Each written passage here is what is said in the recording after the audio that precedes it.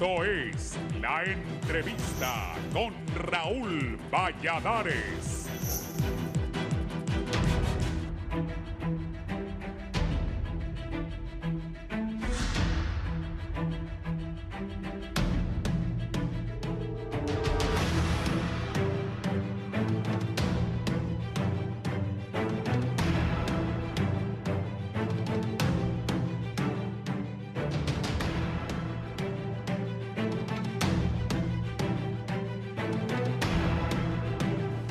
Gracias, bienvenido a la entrevista. Les saludamos, hoy es viernes 30 de agosto del 2024. Voy a hablar de temas políticos, del tema con los Estados Unidos, de varios temas con mis invitados de esta mañana. Tenemos 2 horas de debate sobre la vida política de los hondureños. Me acompaña don Luis León, analista nacional. Don Luis, buenos días. Muy buenos días, Raúl. Gracias por la invitación, compartir con buenos amigos también. El abogado Héctor Pérez está con nosotros también. Abogado. Gracias, licenciado, por la oportunidad. Igualmente a los panelistas, mucho gusto. Y aquí está con nosotros el licenciado Armando Orellana, analista, sociólogo. Armando. Gracias Raúl y a este auditorio de Canal 11, así como a los compañeros de este panel que tenemos el propósito siempre de orientar al pueblo, ¿verdad? En medio de situaciones que son cotidianas, pero a veces llama la atención alguna temática y el propósito es aportar ideas para clarificar un poco la temática que se discute. ¿Cómo queda la situación Honduras-Estados Unidos, don Luis León, después de los últimos acontecimientos? El miércoles pasado la presidenta ordenó denunciar el tratado de extradición con los Estados Unidos. Hubo señalamientos de la embajadora Dogu a que el ministro de Defensa se había sentado, dijo, con un narcotraficante que es el jefe de las Fuerzas Armadas de allá de Venezuela. Vino las respuestas. ¿Cuál es la situación? Luego ya han pasado desde el miércoles al mediodía a hoy viernes en la mañana varias horas. Luis, Honduras, Estados Unidos, ¿cómo estamos? Mire, yo veo que progresivamente Honduras ha ido entrando a cierto nivel de tensión con Estados Unidos, o por lo menos con sus representantes en el país. Eso definitivamente no lo considero bueno, teniendo en cuenta que el 85% de nuestras exportaciones van a Estados Unidos, 75% de nuestra deuda bilateral es con ellos, que tenemos más de 1 millón, algunos estiman que 2 millones de migrantes que envían 10.000 millones de dólares anuales de remesas. Entonces, yo creo que es una situación desafortunada.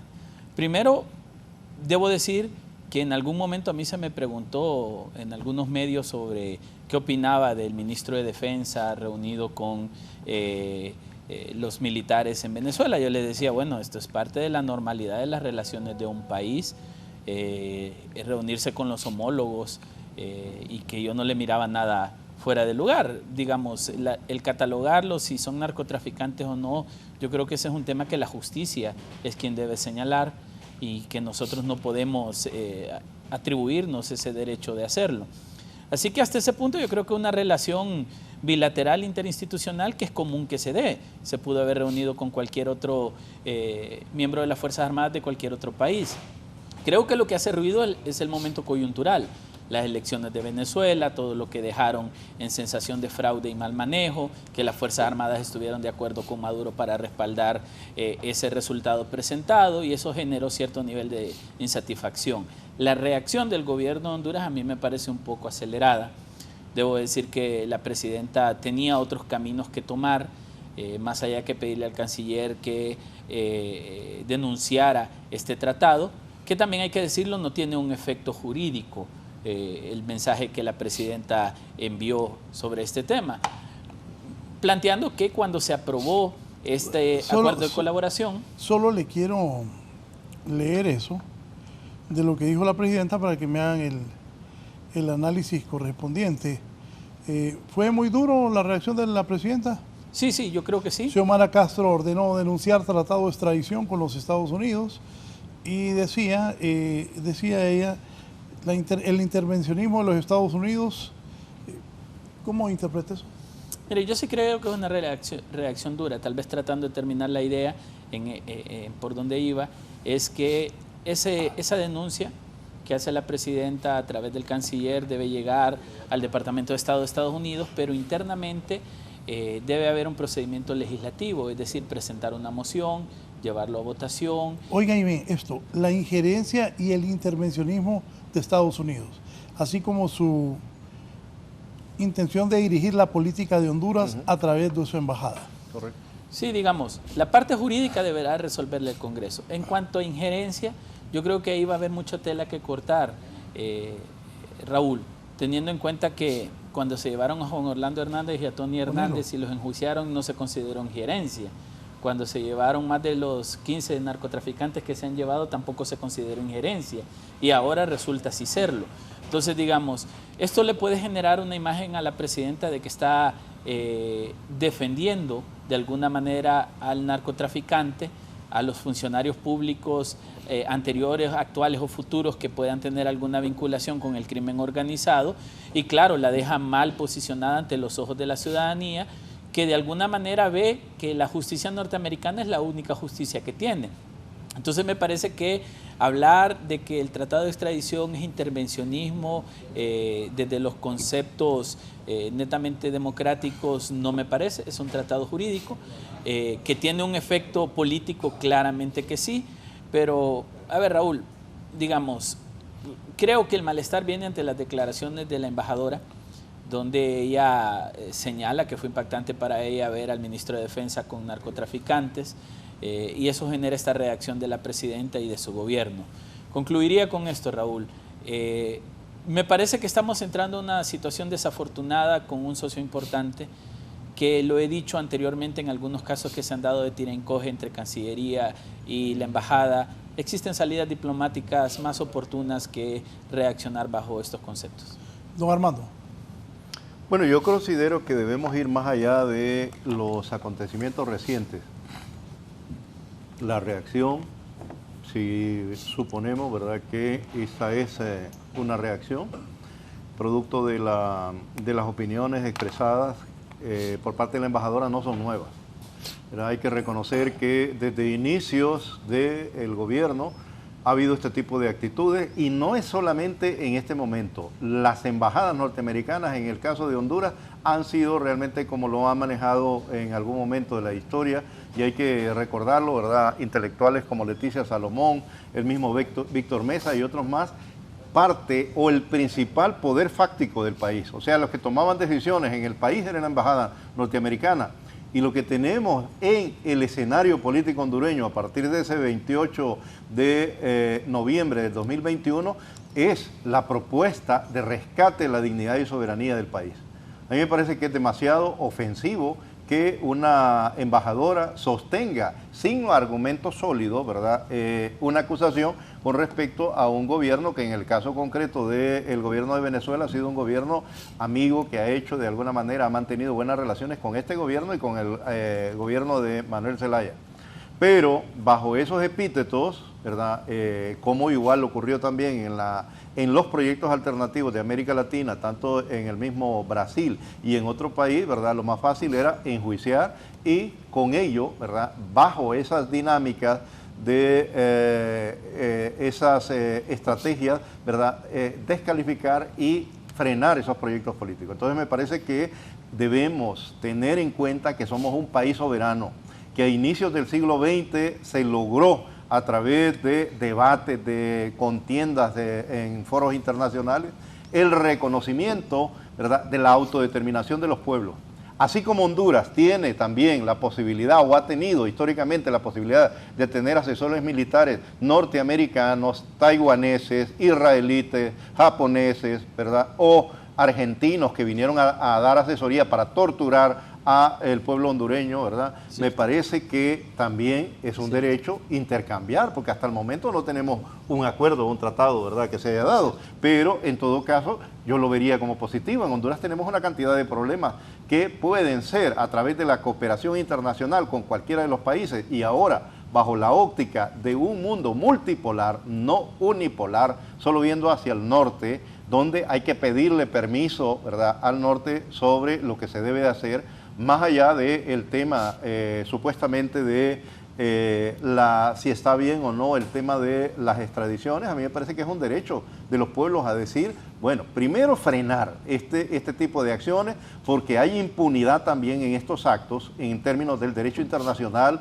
y creo que muchos de los que están acá, que son abogados, conocen muy bien esos acuerdos, ¿verdad? Los acuerdos de Viena con respecto al papel que el diplomático debe desempeñar. Entonces me parece que ha habido agresión, ¿verdad?, a la soberanía, a la dignidad de este pueblo, porque nadie le puede dictar qué es lo que debe de hacer o cuestionar, porque cuando se dan ese tipo de declaraciones está prácticamente detrás de eso diciendo el gobierno de Honduras es cómplice de X situación.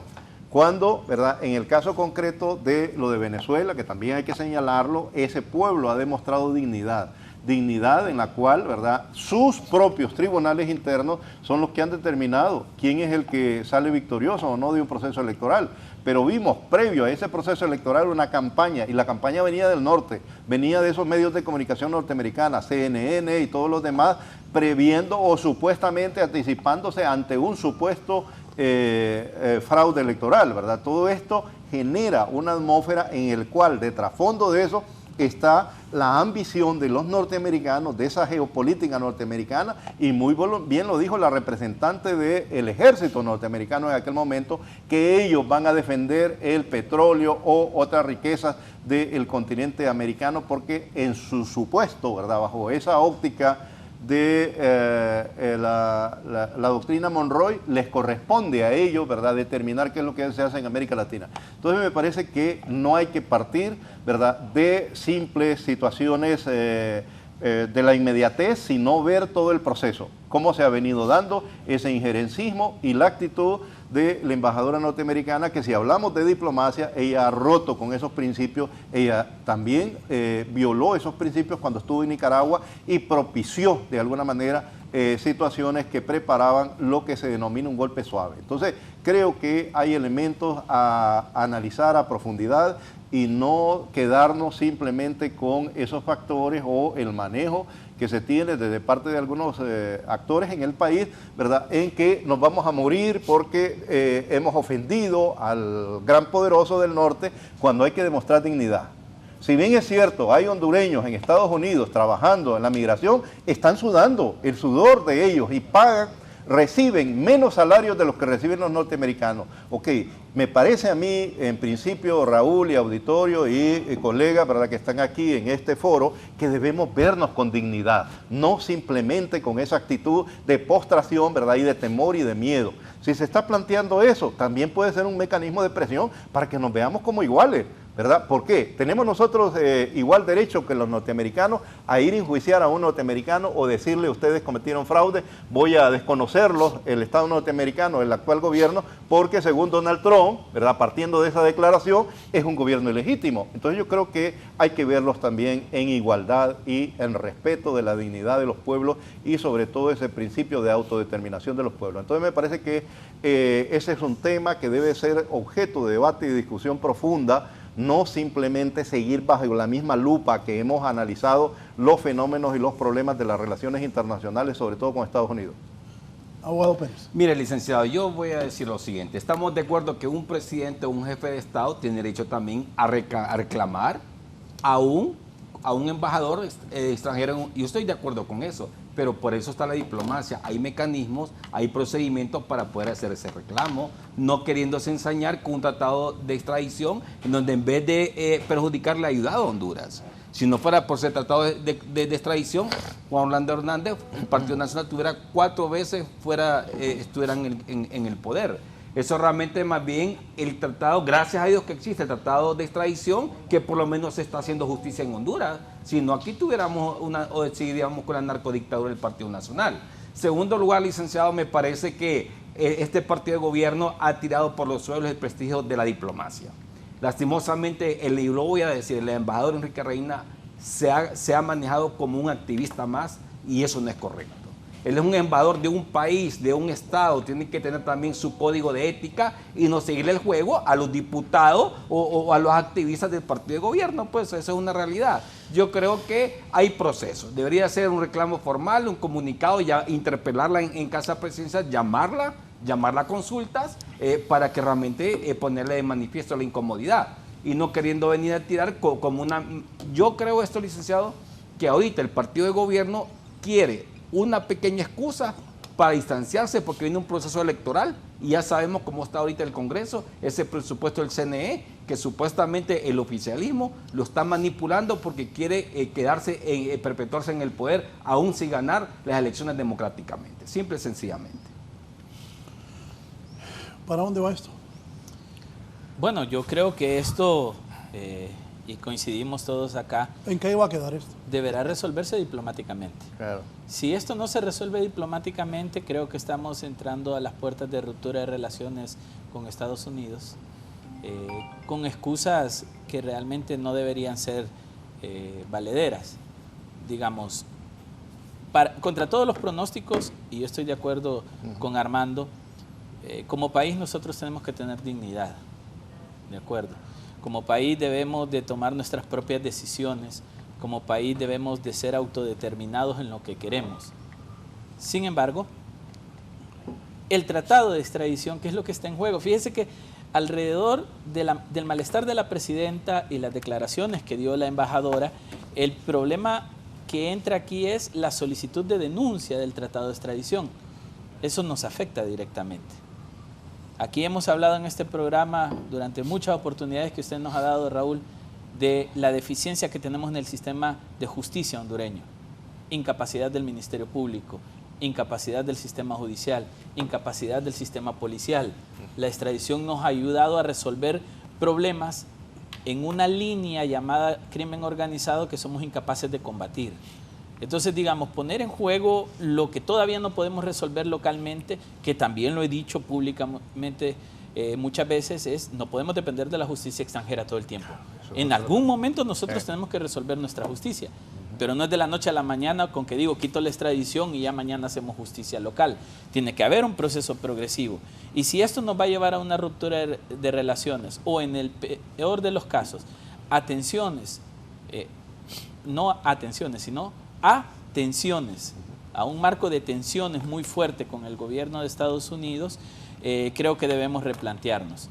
Aún con toda la autodeterminación que debemos tener y que yo soy un demócrata defensor de la democracia, o por lo menos que creo que lucho por la democracia, debo decir, Raúl, que nosotros no estamos tampoco en las mejores condiciones para decir de que podemos ser autodeterminados. Tenemos muchas debilidades de país que Armando justo lo decía, la cooperación internacional nos debe ayudar a resolver, y que tratar de romper relaciones con quien nos puede ayudar a resolver me parece crítico. Entonces, yo creo que hay que ser más prudentes, Raúl, porque si seguimos en esta línea vamos a entrar a una tensión muy fuerte con el gobierno de Estados Unidos, y aunque somos autodeterminados, al perro más flaco se le pegan las pulgas, y nosotros somos el perro flaco en esta relación. Armando. Bueno, yo creo que en primer lugar, una de las cosas que se debe de aclarar es realmente las condiciones en que se produce la extradición, ¿verdad? Realmente lo que se está es apelando a una legislación que es de inicio de siglo, ¿sí o no? Sí, sí, sí. Bueno, entonces, a valorar esa situación, lo que está haciendo en todo caso, lo que ha hecho la presidenta es señalar, ¿verdad?, de alguna manera, esa voluntad de romper frente a un tema, ¿verdad?, que entre comillas se supone es de interés para los norteamericanos.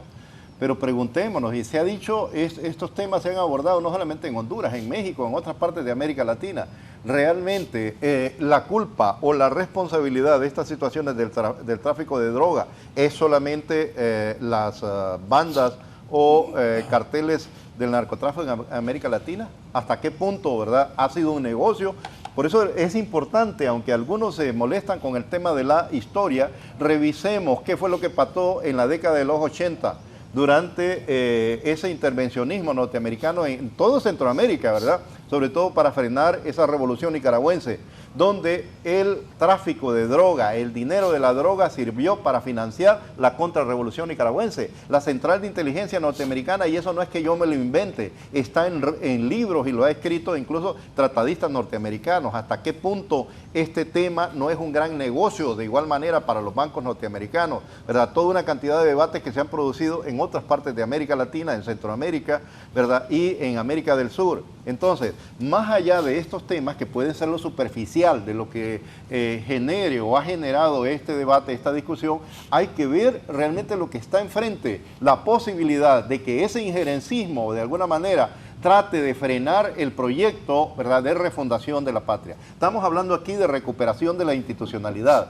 que son instituciones débiles, pero hemos visto en días recientes donde el Ministerio Público, ¿verdad?, ha puesto freno en esa Corte Suprema de Justicia con la detención de un juez y otros más. Entonces, ¿por qué no apostarle también a fortalecer las instituciones desde adentro? No digo que en algún momento no sea necesario, de forma temporal, por ejemplo, tener la misión de Naciones Unidas, la CICI, ¿verdad? Y otras alternativas, pero de alguna manera respetando, ¿verdad?, esa soberanía.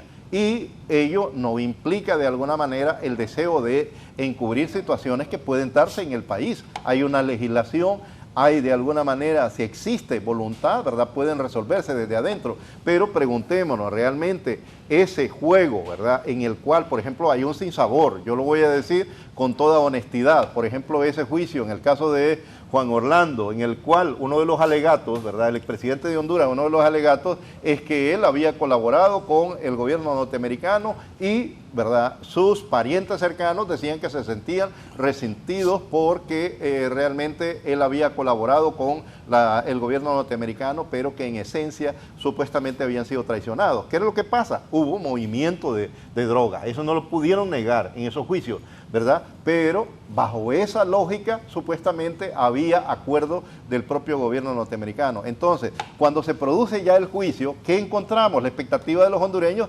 era en su mayoría, ¿verdad?, no me refiero que todos, pero sí en la mayoría de los hondureños, que ese juicio, ¿verdad?, o esas sanciones a esos crímenes cometidos fueran más fuertes, ¿verdad?, independientemente de la interpretación, pero la expectativa de tantos hondureños que están en el exterior, en Nueva York, yo lo he comentado de alguna manera, ¿qué pasó con ese juicio? Entonces, las expectativas de depender de una justicia externa cuando se han cometido una cantidad de crímenes en contra del pueblo, fundamentalmente del pueblo hondureño, porque lo que juzgan los norteamericanos son supuestamente crímenes en contra de los norteamericanos, no están juzgando claro, lo que ha ocurrido en contra de Honduras, ¿verdad?, en contra de la salud del pueblo norteamericano.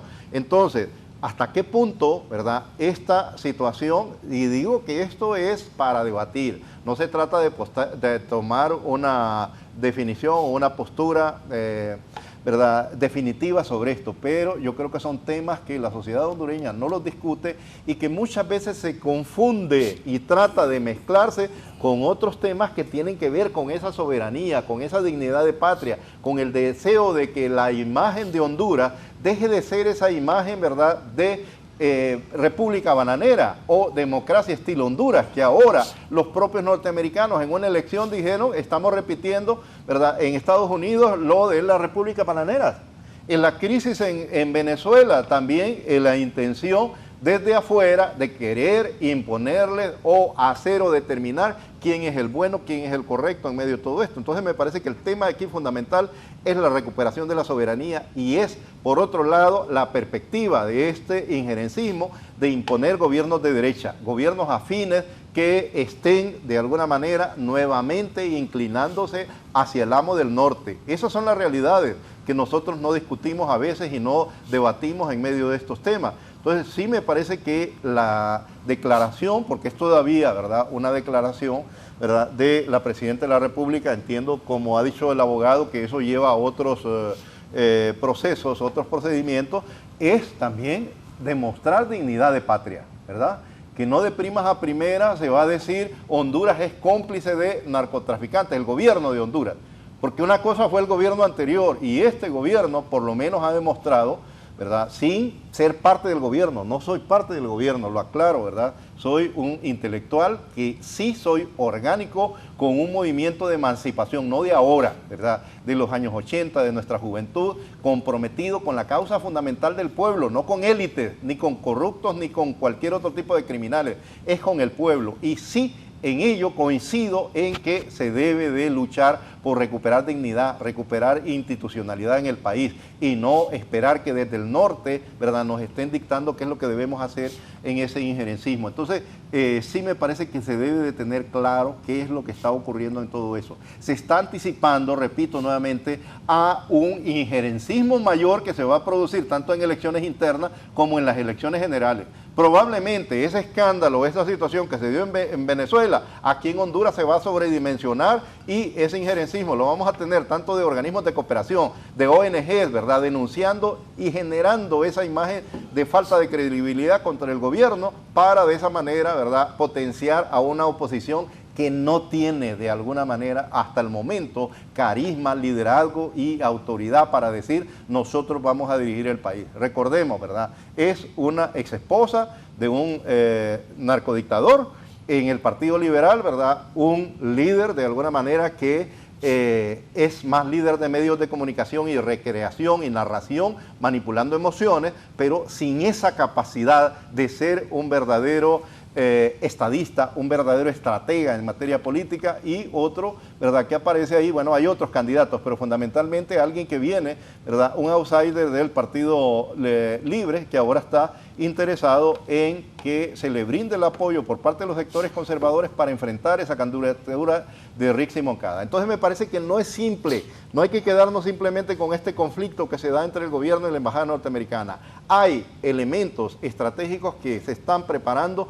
para el próximo año y repito, aquí hay que recuperar dignidad, aprovechar la coyuntura por parte del gobierno para poner las cosas en claro. Si bien es cierto, somos uno de los países más pobres de América Latina, pero debemos vernos en igualdad de condiciones en términos de patria, de soberanía, ¿verdad? Y esos son los temas que muchas veces no se discuten en estos foros y en otros ambientes, sino que simplemente como recibimos la cooperación, ya sean ONGs o el propio Estado, en términos de cooperación no podemos cuestionar, no podemos discutir qué es realmente lo que se nos está imponiendo y cuál es esa realidad en términos del manejo de temas tan cruciales como el tema del narcotráfico y el crimen organizado, donde de alguna manera, como lo ha dicho un mexicano, ¿verdad?, ahí está en esas redes sociales, cuántos son los capos norteamericanos que se han detenido, cuántos, ¿verdad?, son de alguna manera esos efectos en la persecución del crimen organizado, ¿verdad?, o la situación que se da en estas agencias supuestamente de persecución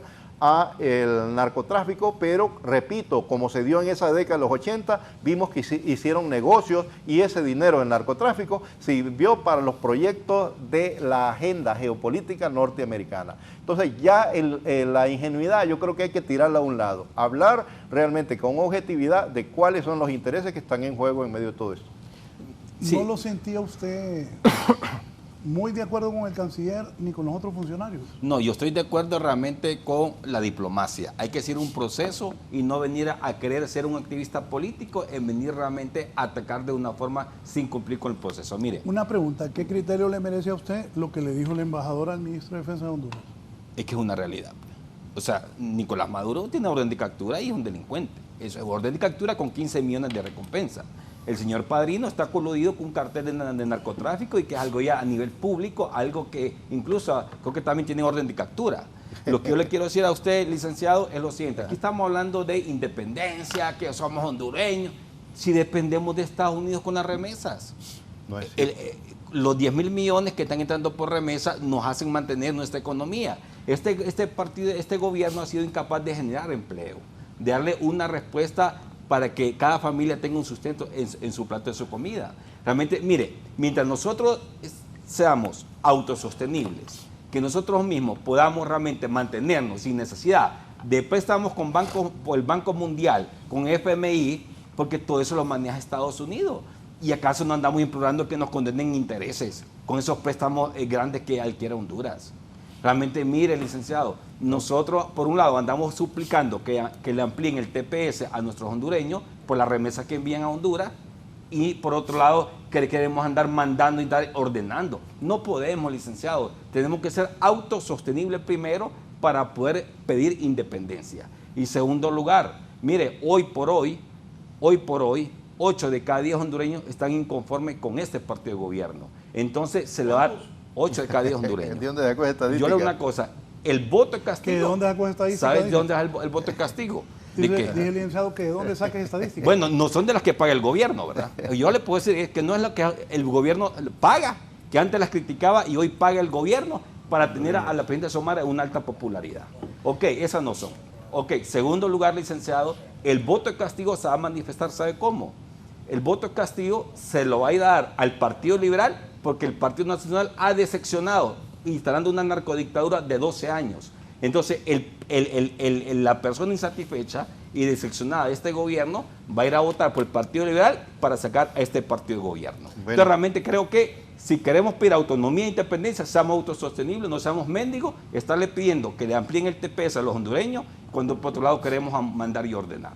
Raúl y auditorio, yo creo que diría en términos populares, aquí salió la liebre, ya saltó la liebre, realmente qué es lo que hay detrás de estos conflictos, de estas contradicciones. O sea, el deseo, como lo decía, ¿verdad?, de echar abajo un proyecto alternativo, que es diferente a la forma en cómo se ha venido manejando durante más de 150 años las élites políticas hondureñas. Eso es lo que no logramos visualizar en medio de todo esto. Ok, ponernos en el plano de decir que los norteamericanos nos regalan a nosotros remesas, ¿verdad?, es realmente irrespetar. Es que no regalar, es trabajar, pero le da la oportunidad a darle asilo político al hondureño. Al migrante hondureño que va a trabajar por menos de 3, ¿verdad?, de 3 valores de salario, lo que estaría mínimo.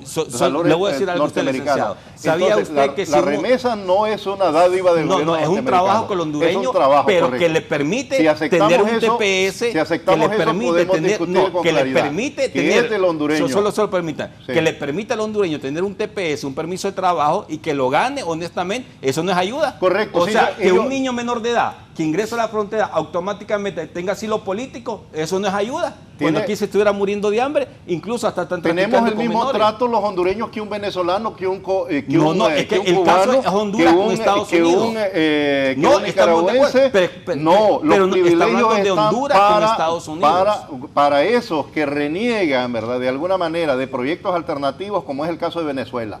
La oleada migratoria de Venezuela o de Cuba es auspiciada por la Central de Inteligencia Norteamericana. Yo creo que tenemos suficiente, ¿verdad?, dedos de frente para no darnos cuenta que hay una diferencia enorme entre el migrante hondureño, el migrante guatemalteco o el migrante mexicano que va hacia el norte, cuando allá prácticamente, y lo he hablado con venezolanos que pasan por aquí. ¿Qué es lo que pasa? Hay un permiso, ¿verdad?, de 36 meses. ¿Verdad? Eso fue, no estoy claro si esa es la precisión del dato de lo que me dio el venezolano, pero tiene la consideración del gobierno norteamericano. Que vaya un hondureño, ¿cuántos hondureños han muerto? ¿Cuántos tenemos que están mutilados en esa bestia?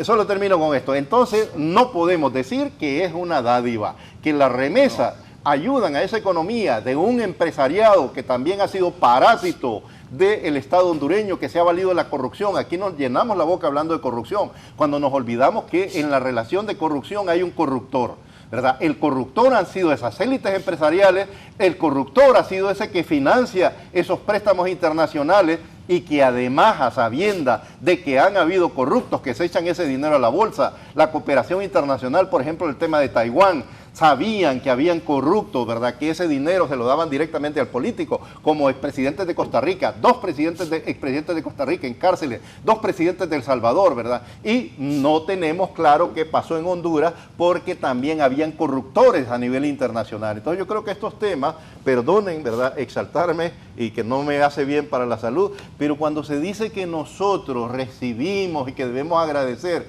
de los norteamericanos, yo creo que el pueblo es noble. Les digo, yo conozco norteamericanos, he convivido con ellos, es extraordinario, pero la geopolítica tiene un cálculo frío, ¿verdad? Y ese cálculo frío jamás nos mira a nosotros con preocupación por la democracia, por la dignidad o por el bienestar de los hondureños. Están preocupados por interesar y manejar tanto estos gobiernos para, ¿verdad?, un posicionamiento geopolítico, para seguir aprovechando sus recursos naturales y un recurso fundamental, la mano de obra. Si nosotros revisamos esa historia en clave minero, en clave bananero, cuántas fueron las situaciones que vivieron en la costa norte. Y se los digo con pasión porque mi padre luchó en esa huelga del 54, ¿verdad? Pero regresó a nuestro pueblo prácticamente ya muriéndose de ese veneno que regaron allí, ¿verdad? La famosa...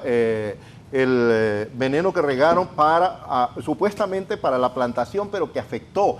Y hasta el momento no tenemos justicia con eso que se hizo, ¿verdad? Porque se empantanó en la corrupción, tanto en juzgados norteamericanos como aquí mismo, no se le ha hecho justicia. Entonces yo creo que muchas veces cuando abordamos estos temas no abrimos la mente, nos separamos del cuadro. Yo creo que hay que abrirnos un poco más para poner una visión más objetiva de lo que se pretende o lo que se quiere construir en esa idea de rescate de patria. Mire, licenciado, le voy a decir esto. Usted sabe quién es el que inicia la corrupción, el mismo gobierno. Va a abrir la mente. Pues la mente, le tiene que abrir la mente. Mire, quien genera la corrupción número uno es el mismo Estado, el mismo gobierno, porque se colude con empresarios corruptos para favorecerla a cambio de coimas. Eso es una realidad. Y segundo lugar, licenciado, esas remesas que envían hondureños de Estados Unidos han venido a suplir lo que el gobierno no ha podido suplir. Es que no es el gobierno, no, ellos ahí, Raúl, el empleo, el gobierno tiene que generar empleo. No, cuando el neoliberalismo dice que es condiciones, obviamente la política para generar empleo, que la inversión extranjera venga a Honduras. El empresario es el que genera empleo. No, es correcto, pero el gobierno tiene que iniciar las políticas que sean abiertas de inversión. ¿Cómo es que ahora que el gobierno no genera empleo? Entonces tienen un doble discurso los neoliberales o los libertarios, porque por un lado dicen que es la empresa privada, el capital, el que genera empleo, y por otro lado atacan a un gobierno porque dicen que no ha generado empleo. No, es que no hay condiciones para la inversión extranjera. Que son estos empresarios hondureños están yendo a invertir a El Salvador. A lo interno, que siguen pagándole de forma miserable a los trabajadores hondureños. Hay precarización de las condiciones laborales en el país. Cuando nosotros revisamos ese Ministerio de Trabajo, que le hace falta mucho, que hay que desarrollar, ¿verdad?, de alguna manera, esos mecanismos para control de las formas en cómo ha venido explotando a la clase obrera, salarios miserables, que es la causa principal por la que se van muchos de nuestros compatriotas, porque ese salario no le da para mayor cosa. Y no se trata del gobierno, porque un gobierno, ¿verdad?, estarían diciendo un gobierno comunista como el de China, que tiene, entre comillas, ¿verdad?, que tiene acaparado todo y que le da empleo. Pero en el caso concreto, ¿verdad?, Honduras no tiene esas capacidades para emplear a todo mundo, ¿verdad? Esa es una realidad. Entonces hay muchos discursos, hay muchos elementos que a mí me parece que debemos valorarlo. Y refiero, ese ciudadano ya ha cobrado, su inteligencia está creciendo, esa conciencia crítica está creciendo en ese ciudadano. No es que simplemente le van a decir 8 de cada 10 hondureños quieren volver al gobierno de Juan Orlando, quieren un gobierno diferente a este porque este gobierno es comunista y se comen los niños y todos esos cuentos. No, hay ya inteligencia, hay ya un constructo nuevo en este escenario político, y yo creo que situaciones como esta que nos ha planteado Raúl, ¿verdad?, que tienen que ver con el derecho internacional, deben de verse con profundidad, no quedarnos en la epidermis, no ver solamente el charco, sino ver todo el contexto, qué es lo que está pasando en América Latina, qué es lo que ha pasado en esa historia de relaciones con los norteamericanos, y a partir de ahí tener un criterio claro. Realmente nos vamos a poner a aplaudir a la embajadora norteamericana, esa es mi galla, esa es la que nosotros, cuando nosotros tenemos un líder, una lideresa. La presidenta Xiomara Castro ha mostrado dignidad, coraje en atender una cantidad de situaciones en ese contexto internacional que se han reprochado por la derecha interna y a nivel internacional. Bueno, es un criterio, pero desde otras ópticas, Honduras por primera vez tiene dignidad de soberanía, ¿verdad? Tiene la posibilidad de establecer relaciones con países que en otro momento eran casi imposibles pensar relaciones con China continental, ¿verdad? Y que sirve hoy para negocios de los grandes empresarios, porque han venido trayendo de allá de China, que es la fábrica del mundo hoy en día, hay que decirlo, ¿verdad? Y hacen grandes negocios, pero en los discursos hablan en contra de que es un gobierno chino autoritario y que no sé qué, cuando es una mezcla de los dos sistemas, el capitalismo y el socialismo. ¿Por qué no buscar alternativas nosotros diferentes, ¿verdad? Y volviendo al tema de eso de las remesas, ¿cuánto viene ese de capital? De la mano del sudor del obrero hondureño de allá. No, es que todo, viene a invertirse, ¿viene a invertirse dónde? En esos comercios, ¿verdad?, de electrodomésticos, en equipos y tecnología que está en manos de estos señores, ¿verdad?, que hacen grandes negocios y que en esencia también se mueve a través de los bancos. el negocio de las remesas es un negocio para los empresarios. Entonces, ¿hasta qué punto nosotros vamos a seguir pensando que esa es la lógica? Lo lógico debería ser crecer este país, buscar proyectos alternativos con la combinación, esta sí es cierto, de la cooperación internacional de donde venga, para fluir, ¿verdad? Y generar esas posibilidades al interior del país. Me parece que cuando empecemos a hablar con seriedad y quitarnos de alguna manera sesgos, independientemente de lo que sea, ¿verdad? De cualquiera de los dos extremos, podemos empezar a hablar que Honduras puede despegar. Y no solamente esta provincia, porque debemos de ver de alguna manera con ese pensamiento de Morazán, esa Centroamérica unida, esa América Latina también en el pensamiento bolivariano. ¿Por qué unirnos hacia el norte si lo que tenemos en común en América Latina, además de otras cosas, de la cultura, es esa lengua, ¿verdad? Pero no, hay que obligarlos y hay que hincarnos frente al norteamericano, al tío Sam. Entonces me parece que en estas discusiones, disculpen nuevamente, ¿verdad? Sí, es que mire, licenciado, yo creo debemos que de ver con objetividad las situaciones que están ocurriendo y que han ocurrido. Mire, aquí hay una realidad y es la realidad que vive todo el mundo. Que este gobierno ha sido incapaz de darle una solución al pueblo hondureño, ¿verdad? Ok, ¿por qué nosotros dependemos hoy por hoy de las remesas? Porque lastimosamente el gobierno ha sido incapaz de traer inversión extranjera a crear las condiciones. Hondureños se están yendo para El Salvador. ¿El gobierno o los gobiernos? No, estamos hablando, hoy el gobierno actual es un gobierno. No voy a hablar yo de aquí a 20 años, 30 años, porque eso no existe. Hoy por hoy se está cuestionando el partido que está de gobierno porque él tiene el poder y tiene que crear las condiciones. Sí, ya ve que un grupo de empresarios desde San Pedro se están yendo para El Salvador. En vez de venir, se están yendo, licenciado. Mire, lo que yo digo es que yo estoy de acuerdo con la independencia y autonomía que debemos de tener. No estar hincados a Estados Unidos. Pero ¿cómo no lo vamos a estar si dependemos de esas remesas todavía? O sea, a eso me refiero yo, licenciado. Okay. Y otra cosa, desde el hecho que un hondureño, un menor de edad, cruce la frontera y tenga asilo político automáticamente, esa es una gran ayuda. Porque ese niño aquí tal vez estuviera muriendo de hambre y allá tienen una vida mejor. ¿Quién no tiene familiar en Estados Unidos hoy en día? Y mire, yo soy abogado independiente, yo hablo con el taxista, con el del mercado y realmente están decepcionados. Realmente entiendo que no se va a resolver en 2 o 3 años, pero por lo menos ir ya, que se vaya viendo las condiciones, pues marcando la pauta. ¿Y usted cree que peleando ahorita con la embajadora no nos va a resolver? ¿El FMI de quién depende? ¿El Fondo Mundial de quién depende? De Estados Unidos. Raúl, solo esto y ya no tercio más con eso para que el compañero sí, León porque pueda al León lo veo bien calmado, sí, bien, solo escuchando. Entretenido. Es que a mí me parece que yo a esta altura, yo ya estoy casi cerca de jubilarme, y yo digo, no podemos dejarnos sorprender con muchas cosas cuando se dice, este gobierno no ha generado las posibilidades. Miren, señores, cuando nosotros revisamos la historia de Honduras, y les pido disculpas, ¿verdad?, por la pasión, porque yo estuve en una maestría de gestión de desarrollo, la que dirigió Guillermo Molina Chocano, y hablábamos de debates intensos, tanto de los que eran pro-neoliberales como los que teníamos otro tipo de postura. En la maestría en sociología política también, ¿verdad?, de políticas sociales en Costa Rica, y en otras áreas de debates en Congreso en América Latina de sociología, y sí veíamos esos elementos. Por ejemplo, era uno de los temas candentes, ¿verdad? La idea de crear tratados de libre comercio con todo el continente. Estados Unidos tenía esa pretensión. Frente a eso, ¿qué ocurrió en el caso de Honduras, ¿verdad? Estados Unidos y Centroamérica? No se logró, ¿verdad? Estados Unidos no lograron ese proyecto de un mercado libre para todos sus productos en todo el continente, ¿verdad? Pero sí lograron tratados de libre comercio con Canadá, México y Centroamérica. Nos ofrecieron y nos dijeron, esta es la gran panacea, vamos a tener empleo, el capital va a fluir y van a ver, etcétera, no se opongan, ¿verdad? Los cabezas calientes, yo recuerdo, ¿verdad?, porque en ese momento estaba un movimiento fuerte del Bloque Popular y otras organizaciones que denunciaban esa dinámica que no era solo Honduras, sino que en América Latina. ¿Qué fue lo que pasó también en el gobierno de Juan Orlando, fundamentalmente, y de Pepe Lobo?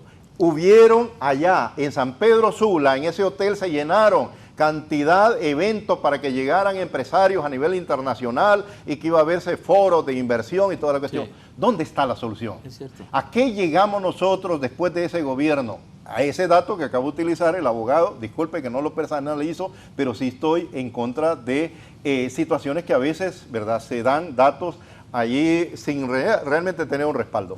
Se manejó, y lo voy a decir, la CEPAL, que Honduras tenía 8 de cada 10 hondureños viviendo en pobreza. Correcto. Entonces, esto, ¿verdad?, de la situación de la falta de empleo, la situación de pobreza, no lo ha creado Xiomara Castro.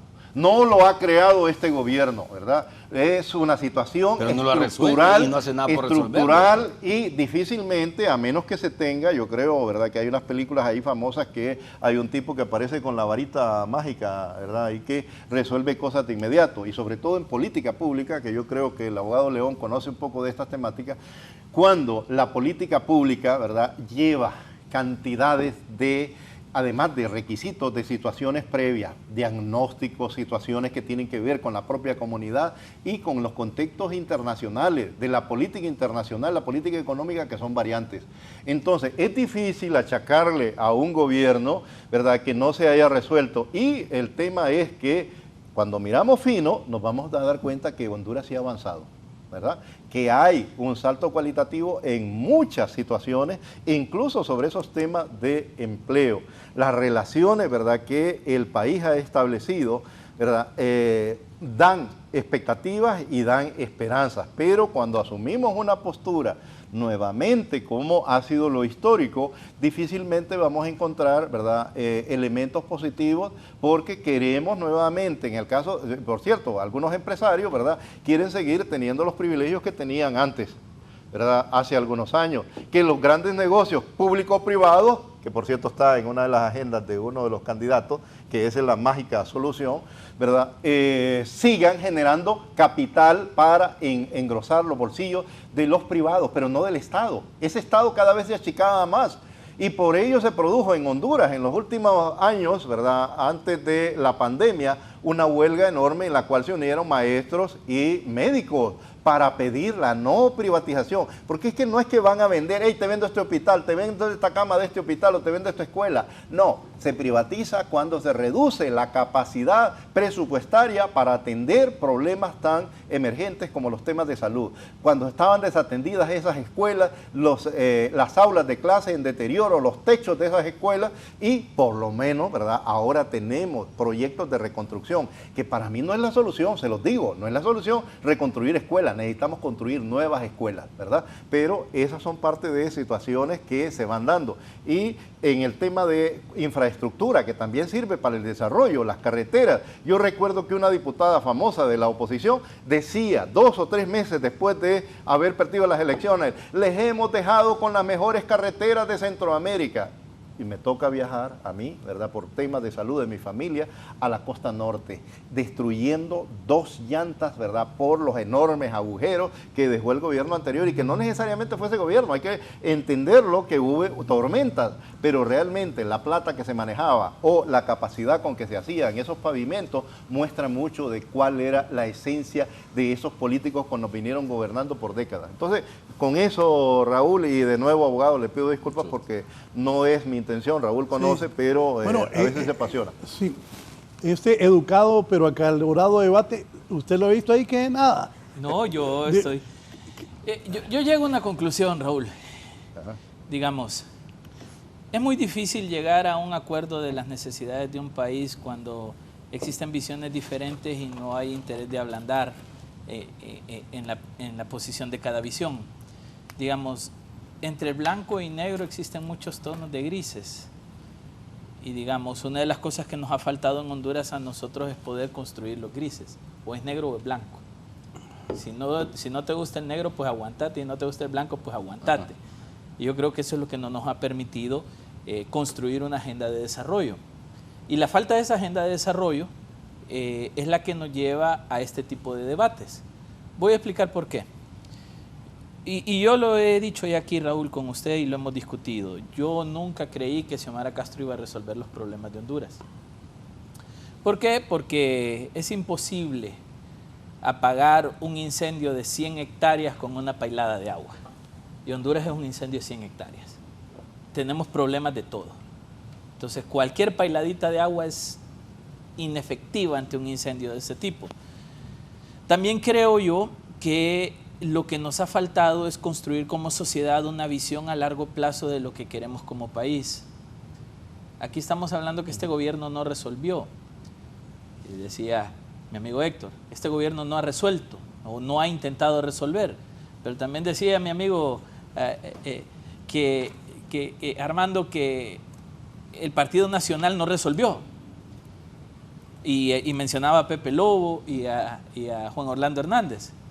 Pero nadie menciona a Ascona, a Callejas, a Reina, a Flores, a Maduro. Hemos tenido 10 presidentes. Y ninguno de los 10 presidentes resolvió. Y lo he dicho también tajantemente muchas veces, no son los políticos los que nos van a resolver los problemas del país. Bueno. Es el país cuando todos decidamos una agenda conjunta. Correcto. Pero como estamos metidos en una agenda de que esto está malo, que esto está malo, que lo que yo digo está bueno, lo que yo digo está bueno, se va a ir este gobierno, va a venir otro y el otro no va a resolver tampoco, Raúl. Venga el que venga, no va a resolver, porque en 4 años nadie resuelve un problema del país. Los países que resolvieron sus problemas, le puedo dar un ejemplo, España, era el país más pobre de Europa. ¿Qué hizo la Unión Europea? Le dijeron, construí un plan a largo plazo y nosotros te lo financiamos. 15 años después, España se convirtió en un país autosostenible. ¿Cómo salió Colombia de sus problemas de violencia y de desatención social? Proyectos a 15, 20 años. Aquí estamos improvisando que lo que la presidenta diga, lo que el otro no hizo, lo que yo voy a ir a hacer. No va a funcionar, Raúl. Y el problema aquí es simple. Hay un dicho bíblico que creo que todos hemos escuchado. El deudor se vuelve esclavo de su acreedor. ¿Cierto, sí, Armando? Correcto, ahí está. El problema nuestro como país es que somos un país altamente deudor. Correcto. Y como a Armando le gusta mucho mencionar el pasado, hablemos del pasado.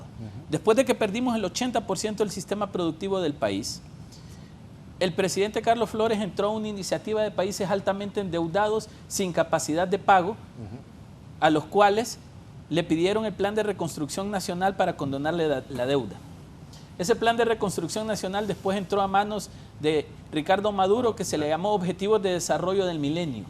Después entró a manos de Manuel Zelaya y se le llamó Estrategia de Reducción a la Pobreza, y en el 2007 se condonó el 50% de la deuda externa, que en aquel entonces eran cerca de 8.000 millones de dólares. Ok, pero hay que aclarar, ese dinero no se lo daban. No, condonación. Porque sí, también eso genera mucha especulación de que manejaron ese dinero. Eso se realizaba como compensación a políticas públicas. Y yo no he mencionado de que se lo dieron, condonaron, dije. De acuerdo. Sí. ¿Y qué era la condonación? En vez de pagarme la deuda a mí, inviértanla en proyectos de desarrollo. Y tenía indicadores del 2007 al 2015. Así es. A ampliar la cobertura de educación en un 80%, ampliar la cobertura de salud en un 85%, y había que cumplir una serie de indicadores. ¿Se cumplió? No se cumplió. No se cumplió. El primer año la ERP fracasó. ¿Por qué? Porque tenemos un concepto de país que es el gobierno de turno el que debe resolver los problemas y no una estrategia a largo plazo. Como somos un país endeudado, nos guste o no, estamos sometidos ante el acreedor. ¿De acuerdo? Sí. Métase usted una deuda con 10 tarjetas de crédito y después va a ver cómo lo van a poner los bancos. Sí. No pague usted el préstamo de la casa y va a ver cómo lo va a poner el banco, le va a quitar la casa. Nosotros como país estamos en la misma condición, endeudados. Que uno de los factores que produjo mayor crisis, ¿verdad?, fue ese golpe de Estado. Porque bueno, claro, el golpe de Estado nos afectó horrible. A partir de ese golpe de Estado, esos procesos de condonación o accesos a financiamiento fueron cortados. Claro. Bajo una óptica de supuesta ética en el contexto de la cooperación internacional, cuando sabíamos, y aquí lo acaba de decir el abogado, ¿quién maneja el Fondo Monetario Internacional? No, pero tal vez me permite terminar mi idea. Démosle. Entonces, digamos, yo estoy de acuerdo con Héctor. Con Héctor estoy totalmente claro. Si nosotros nos vamos a dar pecho de digamos, soberanía constitucionalmente la debemos tener. Autodeterminación de los pueblos, claro, cada sociedad, aunque usted le deba la casa al banco, que pone las reglas de su casa es usted. ¿Sí? ¿De acuerdo? O sea, estamos claros. Pero si nosotros nos vamos a pumpunear que no necesitamos nada de los Estados Unidos y que esos 3 niveles de menos salario que reciben nuestros hondureños, porque no es dinero regalado, ¿es cierto, Armando? Lo trabajan los hondureños. Los intereses altos, sí, perdón, sí. Y ese dinero viene porque ellos lo trabajan. Pero si nos vamos a autopumpunear, entonces estoy de acuerdo, Héctor, seamos autosostenibles. No le debamos. Claro. Si somos dignos, entonces no le debamos. Pero ¿hasta qué punto esa deuda realmente, en el caso concreto de no solo Honduras, América Latina, ¿verdad?, que se contrata a través del Banco Mundial, de Fondo Monetario Internacional, realmente han sido... No, es que se lo han robado, la corrupción se lo ha robado. Si aquí debemos 20 mil millones de dólares que estamos pagando, Sí. que tradúzcalo en lempiras, es un dineral. Una barbaridad. Y ese dinero nunca llegó al pueblo, se lo robaron. La corrupción, las redes Los de corrupción. propios técnicos Ok. que montaba el Banco Mire, Mundial, el la Fondo pregunta Monetario es lo siguiente. Internacional, Usted se acordará, Raúl, funcionaban. cuando entramos al tema del Tratado de Libre Comercio, uno de los más grandes errores que cometimos en Honduras, porque firmamos de la noche a la mañana el Tratado de Libre Comercio por no quedarnos fuera del barco y no preparamos a todos nuestros productores hondureños y por eso no estamos desactivados productivamente. Usted recordará que en los préstamos que emitían los organismos internacionales, ellos ya calculaban el riesgo de pérdida por corrupción. Y entonces decían los organismos, ok, le vamos a prestar 10 mil millones de dólares a Honduras, pero ya sabemos que el 12% se va a perder en corrupción y aún así lo prestaban. Digamos, nos ha faltado todo un proceso de gestión, Lo estamos promovieron. totalmente de acuerdo. Desde esos organismos internacionales no está explícito, implícitamente el tema de la corrupción. Y no estoy hablando de los 10 gobiernos o los 3 gobiernos anteriores. A través de esa historia, después de la Segunda Guerra Mundial, esa fue la dinámica. Pero quiero plantearle esto. Si somos un país autogestionado por nuestra autodeterminación, que insisto, ese debería ser nuestro fin, ahí debemos apuntarle. ¿Cómo es posible que digamos, volvamos a donde arrancamos hace un tiempo, que el tratado de extradición hay que cancelarlo porque es intervencionismo, pero vamos y decimos financiemos el ferrocarril interoceánico y eso no es intervencionismo?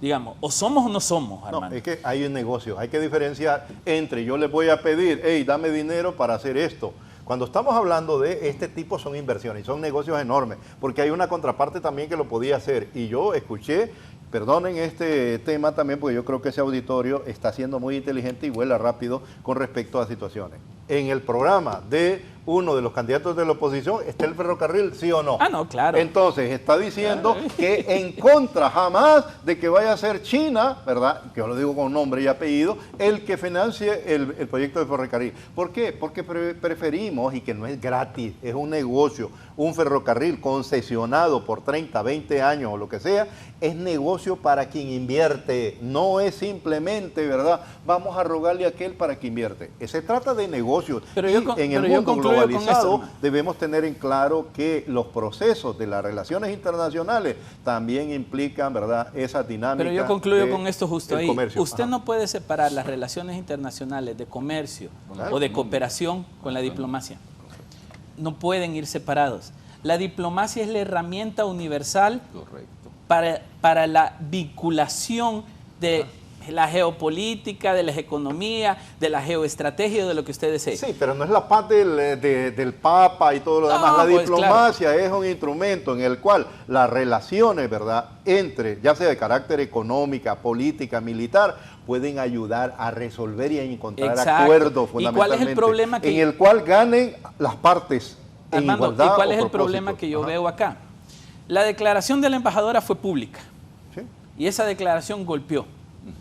Genera una reacción está lógico. pública a través de redes sociales. Que yo estoy en contra de que se gestione un Estado a través de redes sociales. O sea, o estoy muy rezagado en la modernidad, pero estar gestionando un Estado a través de que el país hermano lo hace permanentemente, El Salvador también, yo no estoy de acuerdo. La diplomacia que acaba de decir Armando, que es para dirimir Correcto. esas diferencias, es lo que debimos haber aplicado. Embajadora, Correcto. venga, siéntese, llegar a un acuerdo y hacer público el acuerdo de lo que se permite y lo que no se permite. La Pero embajadora, la podemos- embajadora ha opinado de todo aquí, ¿verdad? No, claro. Raúl, pero podemos entender detrás de esas declaraciones que está diciendo. Si mi ministro, que es mi gobierno, se reúne y acuso a aquel que es delincuente y toda la cuestión, entonces estoy acusando indirectamente de que mi ministro es, ¿verdad? Y tiene todo el derecho, la presidenta, de salir en una postura de defensa frente a esa situación porque es una ofensa. Y aún, voy a terciar sobre algo, porque quiero tenerlo, y aquí tengo 2 abogados, allá en ese auditorio también hay abogados. nadie puede, ¿verdad? Y aquí se alegó durante los juicios de Juan Orlando, mientras no ha sido vencido en juicio. Esas acusaciones en contra de funcionarios de Venezuela, hay una manipulación enorme, ¿verdad? Y imagínense que han estado pagando dinero, millones. ¿Qué es lo que ocurre? Ya pareciera que fuera aquel oeste, donde pegaban supuestamente el más buscado, aunque fuera inocente, ¿verdad? ¿Qué es lo que mueve? El deseo de matar a alguien o detenerlo para lograr el objetivo. Pero hay realmente una justicia en medio de todo eso. Hay el derecho a defensa, hay la otra parte. Es que estamos de acuerdo. Cuando estamos en desigualdad, es que estamos de acuerdo, de una potencia económica sin ánimo de monopolizar. Es que hemos caído también, Armando. Ha manipulado la justicia en el mundo. Y en Estados Unidos no es cierto que sea la justicia lo más perfecto. Armando, ¿cuántos negros han sido llevados a la silla eléctrica? Sí, pero quiero plantear algo. Hemos caído erradamente desde la elección de Venezuela en un debate nacional por Venezuela. Como que los problemas no nos ajustan aquí, necesitamos problemas externos. Bueno, vamos allá de eso. Hemos tomado posiciones en defensa y en contra del proceso electoral de Venezuela cuando a nosotros no nos compete, porque nosotros decimos autodeterminación, respetemos la autodeterminación. Sí. Que estemos de acuerdo no es problema de ellos. Cerremos. ¿Con qué queda Honduras? Cerremos este tema para ir a los otros. ¿Cómo va a quedar Honduras Estados Unidos? No, hay que tener un diálogo serio. Hay muchos funcionarios que están preocupados porque creen que les van a quitar la visa. Ahí, entonces. Póngase claro, ¿están o no están en la...? Bueno, es que ese es otro problema. Hay muchos funcionarios que están en contra de lo que Estados Unidos pretende, pero les encanta ir a pasar allá a Miami sus vacaciones. O están escondidos por este conflicto. Bueno, hasta aquí el sociólogo andaba por allá. Jamás he tenido rápida allá, mami. O sea, jamás he tenido el privilegio de gozar de una visa norteamericana. Yo cerraría, Raúl, en que debemos evitar una fractura, no porque el imperio, como se le llama desde algún sector, debe prevalecer. Es porque todavía no tenemos la capacidad de caminar solos. Porque si tuviéramos la capacidad de caminar solos, no andaríamos buscando a China. Y después de esto, para usted, Laura Dogu, ¿cómo queda con este gobierno? Para mí debe haber un diálogo serio. Ella, entiendo, su misión termina dentro de poco, ¿no? Sí, termina dentro de poco. Creo que no le queda ni un año. Más o menos. Son periodos cortos. Menos. Pero, digamos, si tanta incomodidad hay de la declaración pública que hace la embajadora, que es cierto, opina demasiado, entonces habían mecanismos. Pedir cambio de embajador. Por eso. O sea, habían otros caminos. Diplomáticos. Pero meter el tema de extradición como medida disuasiva del malestar, claro, golpea a Estados Unidos porque Estados Unidos quiere llevarse narcotraficantes de aquí por su problema de salud. ¿De acuerdo? Golpea a Estados Unidos, pero nos afecta a nosotros. Correcto. ¿Por qué? Porque la única forma que tenemos para buscar justicia en materia de narcotráfico actualmente es la extradición. ¿Cómo queda entonces? No, ahorita tenso. Yo creo que vamos camino a una ruptura si no lo corregimos. Yo la marqué de un inicio. Yo estoy de acuerdo que un jefe de Estado, un presidente, puede hacer un reclamo formal, pero siempre por los mecanismos diplomáticos. No quiere venir a amenazar con un acuerdo de extradición que más nos ayuda que nos perjudica. Y segundo lugar, si se atreven a derogar en el Congreso ese acuerdo de extradición, van a tener represalias económicas, de colaboración, y en los bancos, de la condonación de intereses. Eso no va a quedar haciendo más. Y realmente ahí, incluso los hondureños allá, van a terminar pagando los platos rotos. Doctor Orellana. Bueno, yo creo que realmente toda acción provoca una reacción. Entonces, frente a este tipo de declaraciones... ¿Quién provocó la reacción? La embajadora.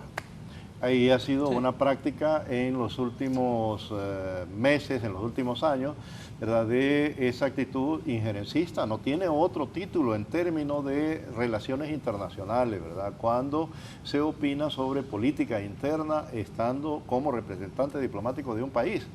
Entonces, eso afecta obviamente la imagen, aunque sea entre líneas, está afectando la imagen del gobierno, del ministro, en todo caso, por el hecho de sentarse a una reunión, ¿verdad? Entonces, me parece que, y lo otro que tiene que ver con esa situación de la extradición, también son temas de gobierno, de autonomía, definir si existe o no, ¿verdad? En el caso de nosotros, vemos gobiernos aquí cercanos en Centroamérica, el gobierno de Nicaragua, y otro gobierno más, no soy el único, ¿verdad? No tiene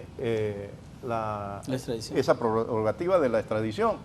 Y entonces eso no lo hace ser fuera de contexto, cuando realmente ellos administran su justicia desde adentro. Yo creo que hemos tenido un sistema débil, pero lo estamos fortaleciendo. Entonces, esto ha generado ruido, ¿verdad?, esta situación, pero si de forma, ¿verdad?, inteligente se resuelve de ambas partes, no quiero decir que solo de unas partes, porque lo que está poniendo al desnudo, repito, es esa intención de injerencismo para más adelante. Esto de ahorita son declaraciones y que se queda a nivel de redes sociales, genera la polémica, pero hay una intención de injerencismo mayor en elecciones internas y en las elecciones generales. ¿Por qué? Porque no todos los Estados Unidos, hay que reconocerlo, ¿verdad?, están en una línea de querer hacer caer o frenar proyectos alternativos, no solo Honduras, sino en toda América Latina. Y eso es lo que está detrás de todo esto, Raúl y auditorio y colega, ¿verdad? Disculpen, no es otra cosa más que el interés norteamericano de esa geopolítica,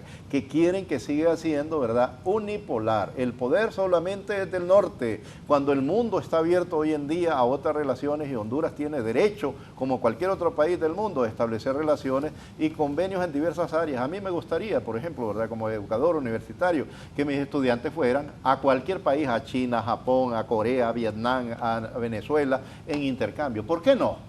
Solo por ponerle el epíteto de que son países comunistas y lo demás, podemos aprender mucho de eso, podemos potenciarnos, pero cuando generamos ese supuesto eje del mal, ¿verdad?, y todo lo demás, lo que estamos haciendo es queriendo, ¿verdad?, de alguna manera impedir que esos países que tienen alternativas o proyectos diferentes al estilo norteamericano tengan la posibilidad de desarrollarse. ¿Por qué no se le quita el bloqueo a Cuba?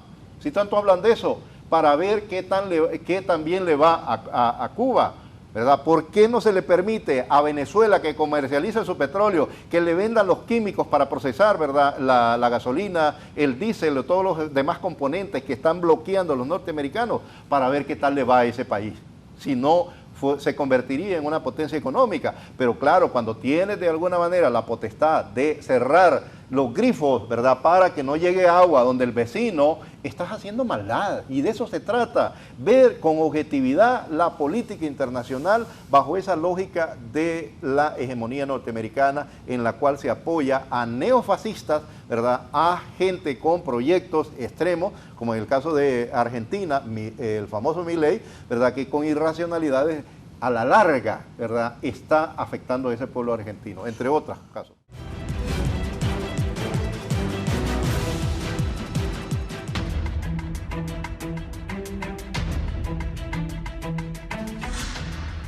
Bien, continuamos. Vamos ahora al tema de las elecciones internas. Se acercan las elecciones y todavía hoy es 30, viernes 30.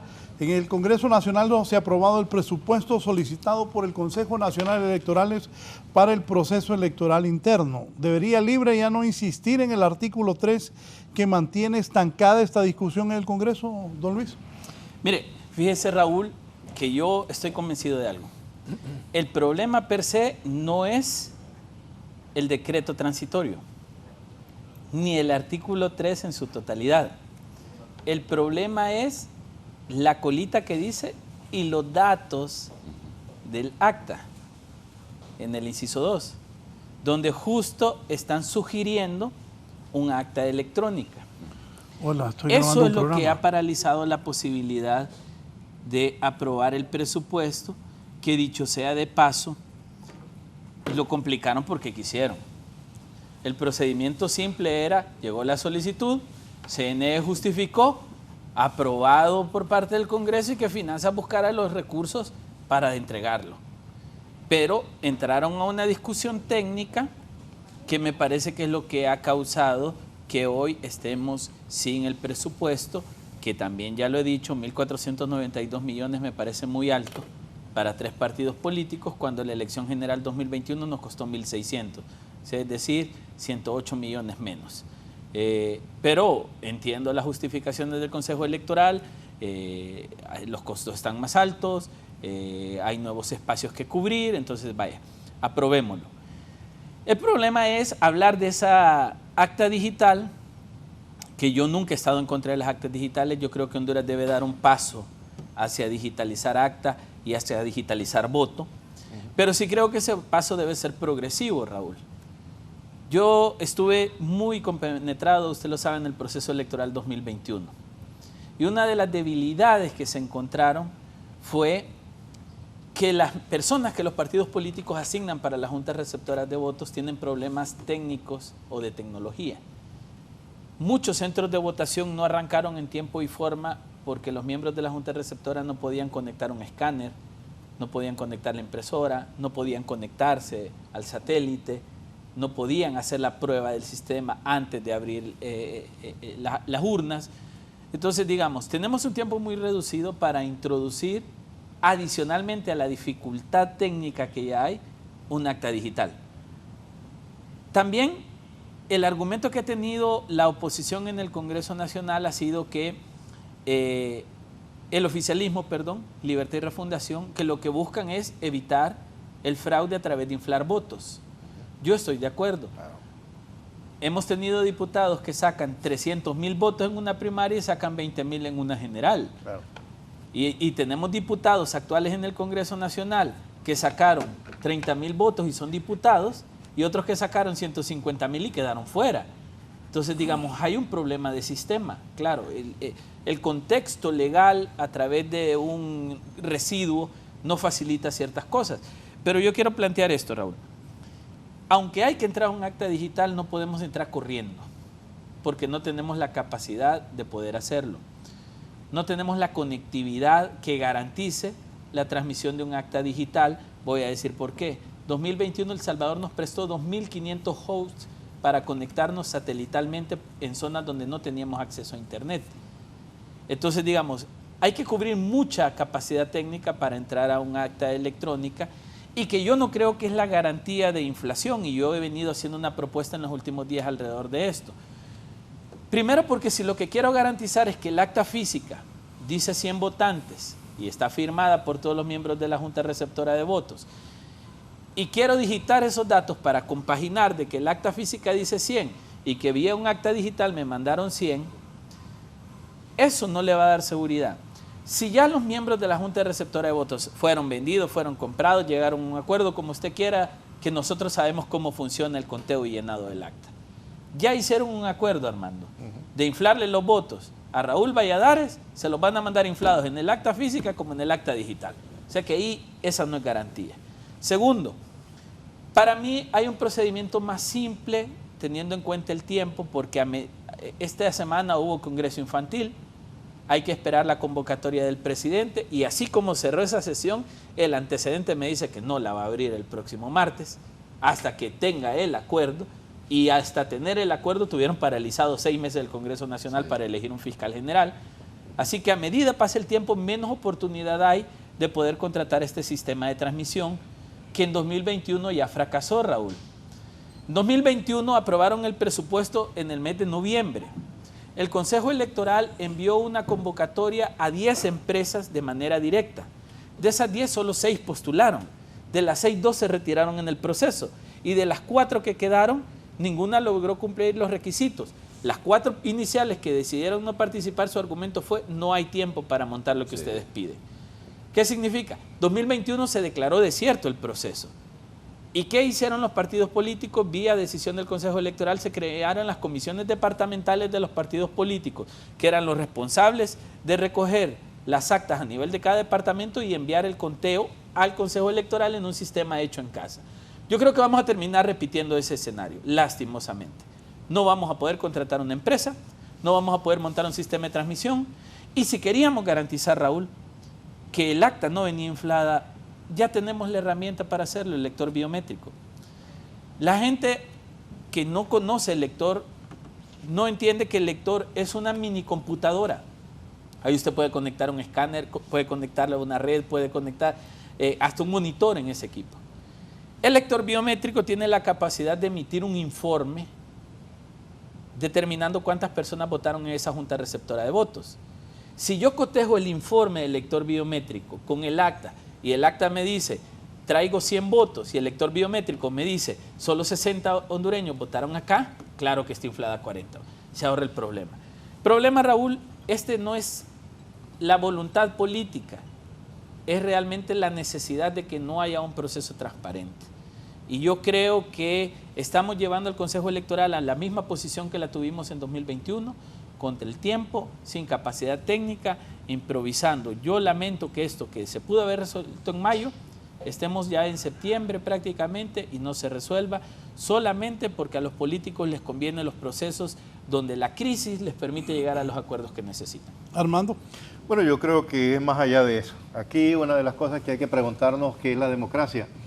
Y si esa preocupación por la democracia es la voluntad del pueblo, ¿verdad? Los mecanismos que se deben utilizar para garantizar que no se falsee la voluntad del pueblo, ¿verdad? Debe de ser de alguna manera la prioridad en estos gastos. Por otro lado, aquí hay cantidad de dinero, millones que se están invirtiendo. Y hay que reconocerlo, ¿verdad? No solamente estos dineros van a parar a los bolsillos de los políticos, sino van a empresarios, ¿verdad? A negocios donde pueden estar tanto los técnicos en procesamiento de datos. Son casi 1.500 millones lo que están pidiendo. 1.500 millones. Transporte, etcétera, cantidad de situaciones. 600 más de la Entonces, 400 son para el sistema de transmisión. En un país tan pobre, 1.500. Pero el punto es, esto nos debe garantizar de que lo que se resulte de esa elección sea realmente la evidencia de la voluntad del pueblo. Pero porque invertimos aquí lo eso, repetimos Armando. de nuevo. Armando, pero ¿por qué estamos invirtiendo 1.500 millones? Porque los políticos son mañosos, claro, y no respetan la voluntad. Si fueran honestos nos ahorraríamos eso. Esos políticos que mencionamos de alguna manera son los que representan intereses de grupos de poder, de grandes negocios. Aquí no nos engañemos y nosotros conocemos muy bien. Esos diputados que se mencionaron aquí, que se inflan, ¿verdad? Reciben plata de grupos de la economía oscura, que no solamente es eso que pensamos de narcotráfico, sino hay otro, ¿verdad? Que son negocios que más adelante van a garantizarle esos políticos en el Congreso, como diputados, contratos, etcétera, cualquier otra cantidad de cosas. Entonces, ese manoseo que se hace, ¿verdad?, al interior de estos procesos electorales puede reducirse en la medida en que hayan garantías, y lo que se está pidiendo es esa garantía, ¿verdad?, a través de esa, porque lo que estamos viendo y lo que se está mencionando con respecto a la digitalización, que es lo que hace en el caso de la famosa boleta, lo que hace es procesar y sistematizar, pero yo estuve en mesa, ¿y qué es lo que se hace en las mesas? ¿Verdad? De alguna manera sacar los datos, empezar a contarlos y a mano. Claro, ¿qué es lo que pasa con esta mano? Que esta mano puede convertir un 3 en un 5. ¿Verdad? Y los demás que eran cualquier otra cantidad, ¿verdad? Les agrego una cantidad de cero. Y esa mano puede apretar un 5 en vez de un 3 también, en el botón. pero hay un sistema que puede ser supervisado, que puede ser monitoreado, ¿verdad? Y que hoy en día, además, la rapidez del procesamiento de la información. Disculpen, pero en algunos casos nosotros justificamos y en otros, ¿verdad?, decimos no se puede. Cuando estamos diciendo Honduras puede hacer cosas, puede avanzar, pero en esto no queremos que avance. Entonces me parece que aquí hay también otra lectura que hacer, ¿verdad? De alguna manera, hasta qué punto esa permisidad quieren también, no solo para inflar a candidatos, alcaldes, a diputados y candidatos presidenciales, sino inflar partidos políticos también. Sí, mire, porque ahora nos está diciendo el Partido Salvador de Honduras que va a participar en las elecciones internas. Me llama la atención cuando ha sido, ¿verdad?, en el pasado, partidos pequeños, partidos bonsai, partidos, ¿verdad?, de maletín, que han sido grandes negocios, y ahora sí quiere participar. No te preguntas por qué, Raúl, no se pregunta el auditorio por qué quieren participar. Sí quieren participar, pero quitándole todas estas trabas. Hay varios diputados que no se fueron con Salvador Narrala al Partido Liberal, que siguen en el Partido Salvador de Honduras, claro, y que son diputados. Pero quieren inflarlo porque después quieren hacer una unidad de todos el Partido Nacional Intuso, que está en crisis, ¿verdad? Con esa posibilidad de inflar, puede aparecer como una potencia electoral, como nos dijo pues, durante mucho tiempo el expresidente, ¿verdad?, Juan Orlando, el partido más grande, enorme, organizado de Centroamérica. Claro, cómo no, si venían e inflaban en procesos de elecciones internas. Entonces me parece que ya no estamos en ese tiempo de la ingenuidad. Hay que exigir mecanismos, ¿verdad?, que garanticen la posibilidad de tener un control y no falsear la voluntad del pueblo. De eso se trata. Para los mecanismos, que claro, lo pueden hackear o pueden incluso hacer que esas empresas no participen porque puede haber presión internacional, no hablemos de ingenuidad, sabemos, ¿verdad?, tanto al interno como a nivel internacional, para que no participen y generar esa imagen, ¿verdad?, de que no se logró, etcétera. Pero sí se puede, y a través de la cooperación, ahí está México, ¿verdad? Ahí están otros países que pueden ayudar también, así como se mencionó de que El Salvador nos prestó eso. estoy seguro que si solicitamos a tiempo el CNE apoyo a otras instituciones, esta República Dominicana se puede hacer. Estoy de acuerdo. Se puede, pero con tiempo, Armando. Correcto, o sea, se puede. Estamos Raúl, a cuántos meses. Mi posición es esta, mire. Estamos ya a las puertas de un nuevo proceso electoral. Creo que no hay ambiente para hacer una reforma o una modificación al proceso electoral. Eso genera miedo. No se puede ir a elecciones internas sin presupuesto aprobado. No, ¿cómo?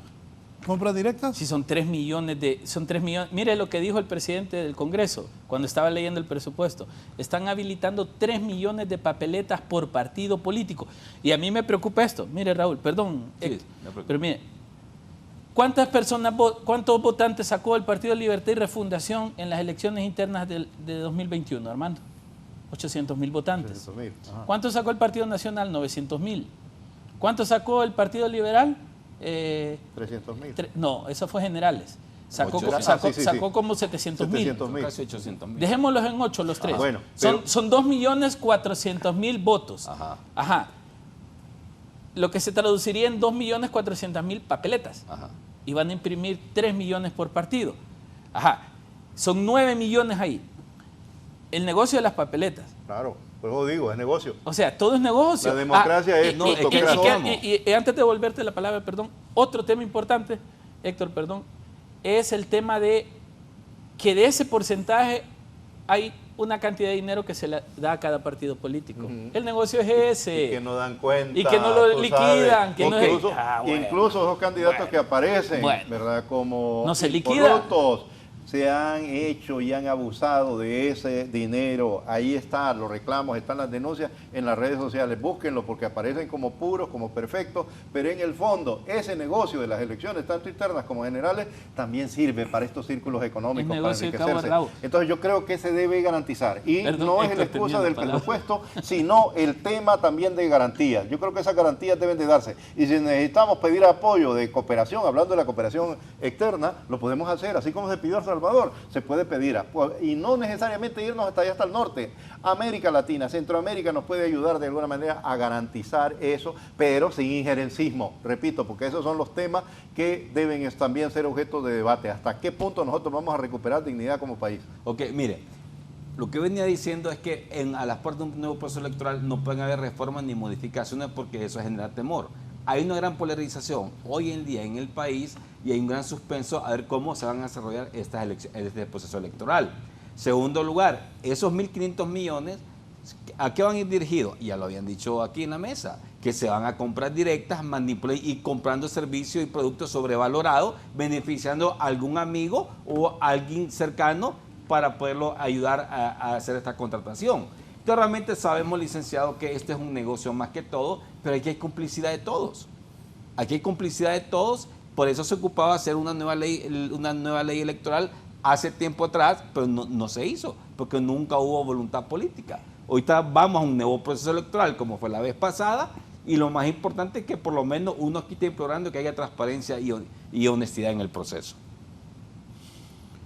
¿Verdad? Se toma en cuenta tomando en cuenta los resultados de las elecciones internas del 2020, el Partido Nacional Liberal y Libre tendrían el mismo número de votantes, o es posible que Libertad y Refundación sea ahora una fuerza con mayor caudal.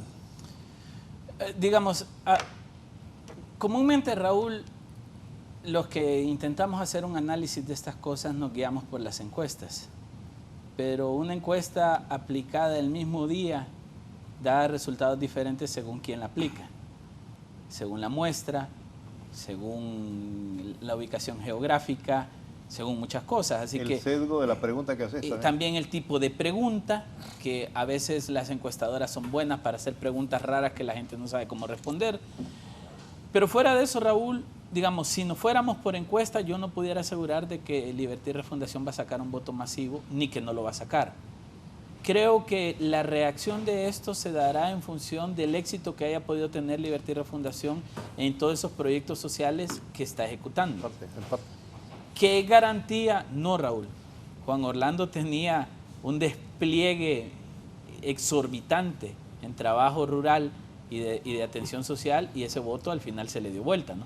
Entonces yo creo que ahora mismo los tres partidos... Los votos rurales no. No, el voto de todos estos beneficiarios de los fogones y todo esto no le votaron al Partido Nacional si no fueran gobierno. Entonces, mire, el punto aquí, Raúl, el rural de 2017, sí, no, eso fue exitoso. Pero lo que estoy planteando es lo siguiente. Para mí los tres partidos tienen la moneda en el aire. Y una de las grandes presiones que tienen los tres partidos, y si PSH entra, que a mí me parece que va a ser muy difícil para ellos lograr competir en este proceso, es el no verse pequeños. Entonces la tensión que hay ahora mismo es cuántos votos puedo sacar. Digamos, si aplicamos la media que funciona siempre, sabemos que los 250.000 empleados públicos a nivel nacional van a votar por el partido de gobierno. Ahí hay 250.000 seguros. ¿Qué hacía el Partido Nacional? Le pedía 4 familiares. Entonces eran 5 votos, entonces multiplique 250, le llegaba a 750 más los que pueden llegar. Los 9.000 que decía. Exacto, entonces digamos, esos son los juegos. Pero siento, Raúl, que los partidos en este momento no tienen seguridad de qué caudal tienen. Digamos, el Partido Liberal está tratando de recuperar un voto duro, que es duro, pero que está descontento con el partido, y de ese voto duro hay un porcentaje muy grande que no está de acuerdo con los 2 importados que tiene. Está anciano de paso también. Bueno. Muchos de ellos. Perdón, Raúl. ¿Cuándo fue la última votación? Interna del Partido Nacional, 700.000 votos. No, pero en el Libre hay un montón de viejitos también. Viejitos también, del sí. partido, que fueron del Partido Liberal. Que fueron del Partido que Liberal, no se es olvide. cierto. Ya está también ahí una situación que se debe valorar, ¿verdad? Porque yo tengo un buen amigo, Empezando que fue maestro, Carlos Héctor Revió. por el coordinador del Libre que encabeza eso. Es el primer liberal se vino que... para acá, para el Partido Libertad. Hay que devolvérsela, Armando, porque hoy viene... Mira, el punto es que a mí me parece que son varias las variables, valga la redundancia, a analizar. Y el amigo tiene razón, ¿verdad? Estoy claro de alguna manera que se debe de analizar con frialdad, ¿verdad?, algunas situaciones, y va más allá de esas estadísticas. Si tú ves ahorita, incluso, ¿verdad?, la última encuesta que apareció por ahí, ¿verdad?, que es, y la pregunta, en términos de la pregunta, ¿en qué internas piensa participar? Aparece ahí la pregunta, ¿verdad? Entonces, Partido Libre, Partido Nacional, Partido Liberal. Y obviamente, ¿verdad?, y aun cuando es un mecanismo de los sectores de la oposición, ¿verdad?, aparece con un 71% el Partido Libertario. Pero ¿dónde fue la encuesta? ¿En Twitter? Bueno, es que ese es el problema. Correcto. Solo el 1% de la gente que usa redes en Honduras usa Twitter. Entonces, no es confiable, No es de acuerdo, confiable. no es confiable. Yo, en términos sociológicos, y les digo que es importante la investigación cualitativa, ¿verdad?, el trabajo de campo, donde también necesitas ahí a observadores participantes, ¿verdad?, en el trabajo que hace el antropólogo, que es un diario de campo, lo que él ve y lo que la gente opina, y confrontar eso y hacer un análisis más frío. Pero se presta mucho la manipulación a través de las encuestas. Entonces, a mí me parece que en medio de todo eso lo que hay que valorar es realmente ese nivel de conciencia crítica que ha recuperado la población. Son una cantidad de años que realmente le dejaron lecciones. Ha dado un paso adelante la ciudadanía hondureña, ¿verdad?, de romper con, lamentablemente, ¿verdad?, hay que reconocerlo, con ese bipartidismo, y que ahora sectores, ¿verdad?, disculpa Raúl, ¿verdad?, pero sectores quieren volver a recuperar, en el caso del Partido Liberal, esa trayectoria. Pero el punto es aquí, ¿hasta qué punto en las internas hay ese nivel de desconfianza? No, y con mire, esos outsiders que llegaron al Partido Liberal. Perdón, pero mire, Ajá. ve. Latinobarómetro, Sí. equipo de reflexión e investigación de la Compañía de Jesús, y UDPAS, entre otros, sacaron sondeos de opinión, Claro. donde determinan, y todos pegaron casi lo mismo, que 6 de cada 10 hondureños no profesan afiliación a ningún partido También, político. pero ese es Espéreme, un constructo. déjeme darle esta idea Sí. para que se desarrolle. Sí. 6 de cada 10. Ok, vamos. 65% de la población hondureña son jóvenes menores de 35 años. No, correcto. Hay que leer la demografía. Si yo hago un análisis frío, estaría diciendo que ese 6 de cada 10 son los jóvenes. ¿De acuerdo? ¿Por qué? Porque el voto duro es duro y va a ser duro, y son un montón de viejitos, y son esos 4 de cada 10. Raúl, ¿cómo vamos a conseguir que esos 6 de Mover cada a 10 ese jóvenes vayan a votar Sí. a los partidos políticos cuando los políticos siguen haciendo política como en los 80?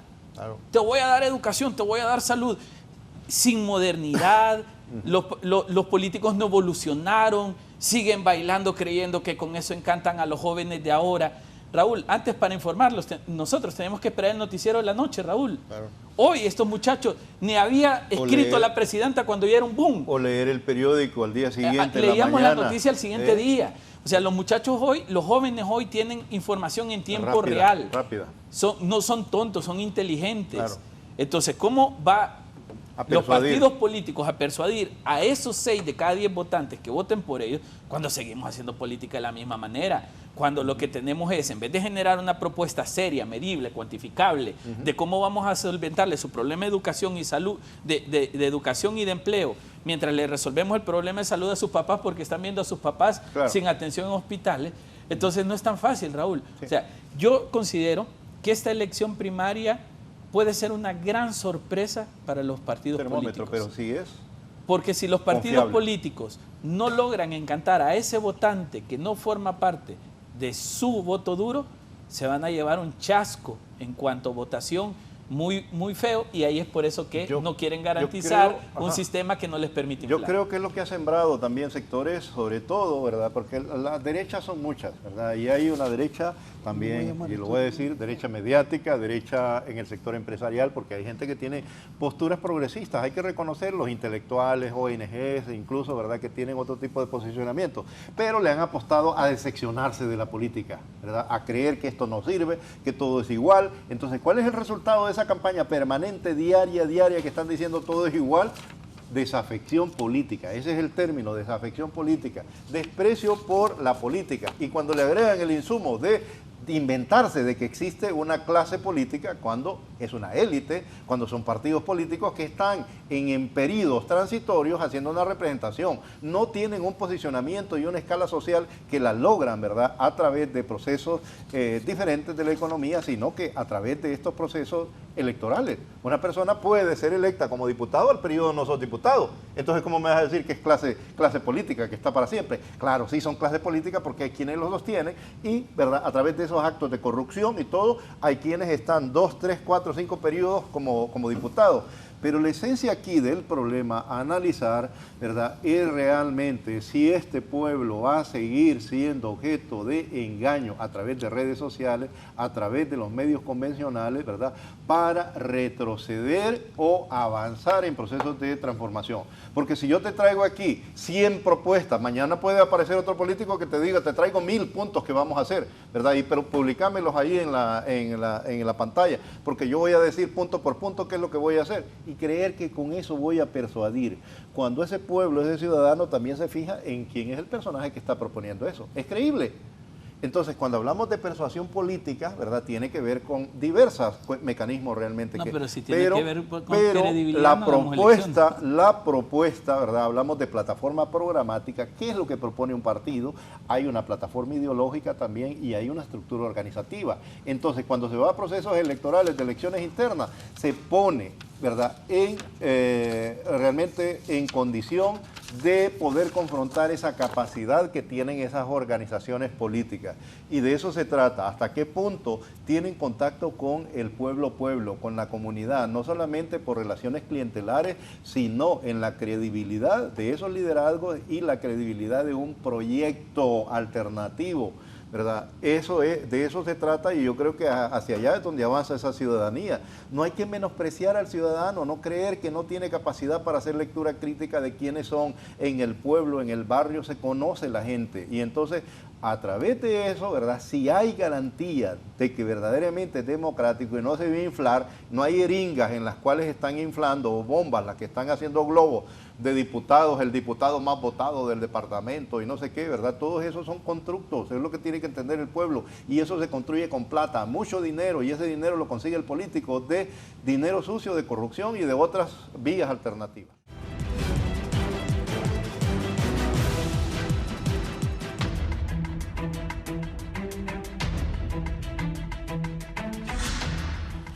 Bien. Aguado Pérez, la interna liberal Calix Narrala o la nacionalista Ana García Tito Fura, ¿cuál será más reñida? Bueno, en primer lugar, la verdad, con la cuestión del Partido Nacional, Papi a la Orden ha desencantado mucho la estructura del nacionalismo, que ahora ya se está debilitando, esta gente que se le está retirando a Papi a la Orden, ahora se le está fortaleciendo a Ana García. Pero aún así, fíjese, licenciado, que no me parece, no creo que le vaya a alcanzar a Ana García por poder ganarle a Papi a la orden. Sea como sea, Papi tiene muchos años de trabajo, y Ana García ahorita que fue una candidatura, una precandidatura sacada debajo de la manga, por ese descontento que hay de Papi a la orden, que hay un acuerdo directo con Mel Zelaya, ha causado un gran descontento y ahora se ha fortalecido, pero no creo que le termine alcanzando. Me parece que Papi a la orden va a terminar ganando, obviamente con una diferencia pequeña. En el partido ¿Va a ser estrecha la diferencia? estrecha, sí, muy estrecha, pero Papi se va a mantener ahí como el candidato oficial del Partido Nacional. Segundo lugar, licenciado, el Partido Liberal ahorita hay una contienda bastante reñida. Bueno, hay 5 o 6 precandidatos, pero los dos que están ahorita prevaleciendo en contienda es Salvador Narrala y Jorge Cálix, que me parece que ahí realmente de los 3 partidos va a ser la contienda más reñida y la que todo el pelondeño está viendo a ver cómo va a quedar, porque ahorita los dos tienen bastante fuerza. Jorge Cálix, que cuenta con la mayoría de las estructuras del Partido Nacional, del Liberal, perdón, y ahorita que Salvador Narrala, que cuenta con la simpatía de esos jóvenes que están hablando ustedes, de esos jóvenes que están descontentos con la clase política, y me parece que le van a terminar favoreciendo ese voto al partido, a Salvador Narrala. Don Luis, para usted. Mire, el Partido Nacional, yo estoy de acuerdo, va a ser una elección cerrada, que creo que eso es sorpresivo. Hasta antes de Ana García se creía que Papi era el candidato ya de Sideconón. Y la verdad es que Ana García, pese a su vinculación con Juan Orlando Hernández y todo lo que se señala alrededor de ella, ha crecido. Yo vi una encuesta que, insisto, no creo en las encuestas, pero es lo que tenemos para medir. Vi una encuesta donde Tito tenía 51 y Ana 49. Entonces va a ser una elección cerrada, sin menosprecio de los otros candidatos. Jorge Zelaya, el economista, Sí. Y lanzó una candidatura a alguien más esta semana que pasó. Así fue el Carlos Urbizo, pero yo creo que ahí la competencia está entre ellos. Que el Partido Nacional tiene mucha más habilidad de llegar a acuerdos internos, eso hay que decirlo, Raúl. Entonces, no importa quién gane, al final van a poder llegar a un acuerdo para a empujar la candidatura a través de la distribución de las cosas que comúnmente se hacen, cargos y otras cosas. El Partido Liberal, creo que está entre Jorge Cálix y Salvador Narrala la competencia pública. A ver, Raúl, no es lo que uno ve en las redes sociales. Los hondureños a veces nos desinformamos, creemos que lo que está pasando en las redes sociales es lo que está pasando en el país, y no es cierto. Entonces, nos hace parecer las redes sociales que la lucha está ahí, pero cuando uno habla con el liberal, con los miembros de la estructura del partido, nos damos cuenta de que es un proceso en construcción, que no es un proceso ya decidido finalmente, y que actores como Maribel Espinosa van a tener un rol importante que cumplir. De hecho, yo vi una encuesta donde ha subido bastantes puntos últimamente, porque tal vez los otros 2 candidatos están haciendo cosas públicas que no le está gustando al liberal. ¿O pagó mal la encuesta? O la pagó mal la encuesta. Entonces, digamos, lo que yo quiero pensar es que el Partido Liberal tiene un reto más complejo. Y el reto que tiene el Partido Liberal, a diferencia del Partido Nacional, por eso mencionaba los acuerdos de los nacionalistas, es que el Partido Liberal no sabe gestionar los resultados de sus elecciones internas.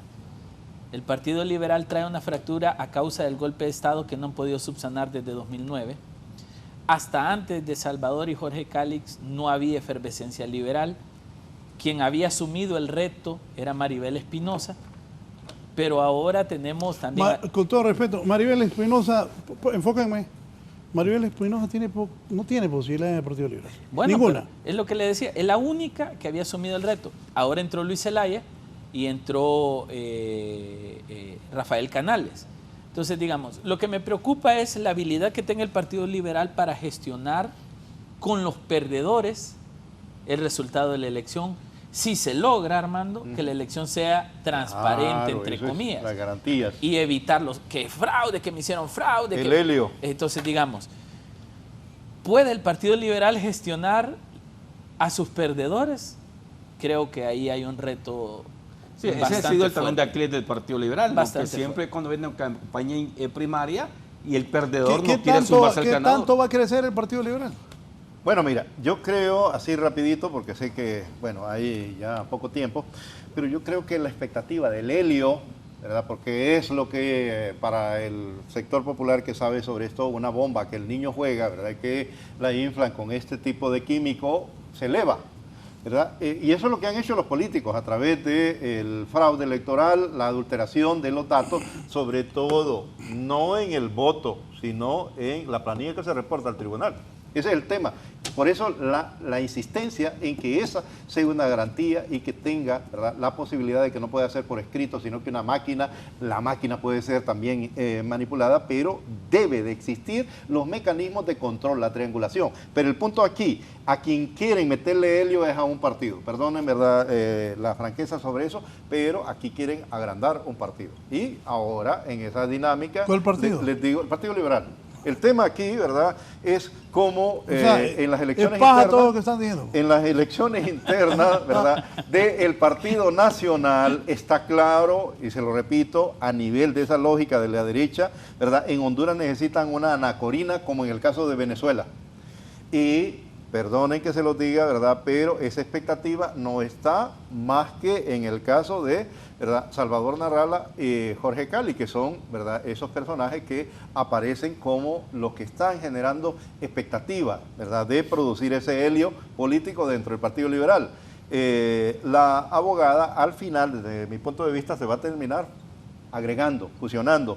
Pero en el caso del Partido Nacional, que se ha mencionado, yo lo veo muy difícil, lo de Papi. Las lealtades políticas de ese partido que estuvo prácticamente una disciplina durante más de casi 7 años, que se fue construyendo esa estructura, es hacia Juan Orlando Hernández, ¿verdad? Y en este proceso se está trabajando muy fino para que la candidata del Partido Nacional sea doña Ana Hernández. Habrá que ver esos resultados porque ahí es donde está la situación conflictiva entre esos intereses, esos egos de Jorge Cali y Salvador Narrala. Si no termina realmente en implosión interna, ¿verdad?, denunciándose de fraude electoral ambos, si no hay esas garantías que hemos hablado, ¿verdad? Y porque la presión posterior va a ser que va a salir un solo candidato de la oposición, de la derecha. Y repito, lo que en términos generales esa derecha internacional como la interna es crear en el imaginario colectivo una anacorina, y lo dudo que Salvador Narrala sea esa anacorina. Ojo con eso, ¿verdad? Entonces me parece, ¿verdad?, que ahí hay otros temas, otras situaciones que hay que analizar. Me parece, ¿verdad?, de que los partidos donde va a estar más en esas elecciones internas el foco, ¿verdad?, y la lupa es el Partido Nacional y el Partido Liberal, pero fundamentalmente, repito, por esas situaciones es el Partido Liberal. Sí, a la larga... lo que pasa es que Libre, esa elección primaria es un trámite protocolario. Digamos, Libre, y ahí uno ve el juego político, Raúl. Libre realmente que haya o no haya acta electrónica, que haya o no haya blindaje, a Libre no le afecta porque ese es un trámite. Es al otro lado donde yo tengo que apretar, ¿va? Entonces, digamos, en el caso Libre, yo creo que ahí es más el gasto que vamos a hacer que lo que realmente va a representar. Mire, Raúl, yo le voy a decir algo, y a nivel de seno del Partido Liberal están proyectando que vamos a tener ahorita en elecciones primarias 1 millón de votos. Y no es helio, estimado, porque hay una estructura. Hay más de 90 alcaldes del Partido Liberal. Ah, liberales. Sí, hay más de 90 alcaldes, 36 diputados ahora, antes eran 22. Entonces, esa estructura es la que le va a beneficiar a proyectar 1 millón de alcaldes. Yo le creo a 1 millón de votos. Yo le creo a usted cuando un partido PCH, partidos de maletín, ¿de dónde va a sacar tantos votos y no tiene estructurado nada? Pero más que el Partido Liberal, que tiene tantos alcaldes y tantos diputados, trabajan en pro de jalar esos votos. Y aparte, ahora se va a sumar un plus que va a ser importante, que el voto independiente ya lo está jalando el Partido Liberal. Eso es una realidad. No del todo. No. Estamos hablando de la proyección. Pero también hay otra variable, y es que van a entrar 600,000 nuevos votantes. Sí, correcto. Pero también hay que son adicionales. Pero hay un voto independiente, porque en esos 6.100 jóvenes ya tienen, tal vez vienen ya con una línea política de su familia, pero ese es el problema, es a donde yo no estoy de acuerdo. Que el voto independiente se va a ir a quemar a una primaria. sea, No, es que nunca ha votado en una primaria un voto exacto, independiente. entonces no va a pasar ahora. No, pero el hecho es que ahorita se cree ya que hay una necesidad por venir a apoyar a una elección primaria para evitar que se impongan en elecciones generales o que llegue debilitado. Mire, aquí el Partido Liberal tiene una gran misión. Sea cual sea el candidato que vaya a ganar, tiene que sacar un buen caudal político para que no haya duda y haya firmeza para encabezar una alianza interpartidaria. Eso es cierto, sí. Entonces, ahorita se está haciendo una estrategia para jalar ese voto independiente que nunca ha votado. Es que el que tenga más primaria. votos en la oposición va a decir yo tengo que ser la cabeza de la alianza. Correcto, estoy de acuerdo. Por eso el helio es importante. Claro. No, pero el hecho es que el helio a quién se le va a aplicar es a los demás partidos porque... Es que todos y le voy a decir algo. A ver, todos y le voy a decir algo, y se lo digo aquí, el partido está proyectando 1 millón de votos en las elecciones primarias. Y son, como dicen, votos orgánicos. Raúl, para que te sientas emocionado, la mayor expectativa es sobre el Partido Liberal. Eso Es correcto, ahorita es el... No, pero hay que ser realistas también, ¿verdad? Es que la emoción, si me emociono con las elecciones y siempre camujule. Mucho liberal se fue del Partido Liberal. Sí, es verdad. Y también una gran parte de la Está ultraderecha liberal golpista controla el Partido Liberal en este momento. Es que están divididos. Es correcto. Y Por eso le decía, la gestión. Ojo, y vamos a ver si Calix y Narrada en la lucha interna no terminan peleados. Pero ya han empezado a haber declaraciones. Chinitas. Que están sí. Y entonces, incluso Mire, aquí hay un autoridades del problema. Central Ejecutivo han salido a tratar de controlar eso, pero es que es justo el problema. Salen a tratar de controlar esas chinitas en redes sociales. No, señor, convoca a sus candidatos, lo siente y les dice, bueno... llamarlos al orden. Claro, entonces el problema es que la gestión, Raúl, no está en manos de solo un grupo en el Partido Liberal. Y esa falta de cohesión dentro de quienes pueden tomar control de la acción de sus candidatos puede más bien causarles un conflicto Yo creo más que hay grande. un elemento que hay que tomar en cuenta también en el Partido Liberal, es la candidatura de Zelaya. Si Zelaya decide también avanzar, ¿verdad?, y sale insatisfecho con este tipo de resultados, probablemente pueda dar el paso también de otro agregado más hacia el Partido Libertad y Refundación. Lo percibo desde esa perspectiva, ¿verdad? Porque a la larga, repito, la tendencia va a ser a fusionar todos esos actores, como tú dices, de los sectores, yo los califico de derecha, ¿verdad? Ese voto independiente también está en función de a quién mueve. Si ese voto independiente se mueve hacia el proyecto del Partido Libertad y Refundación o se mueve hacia acá.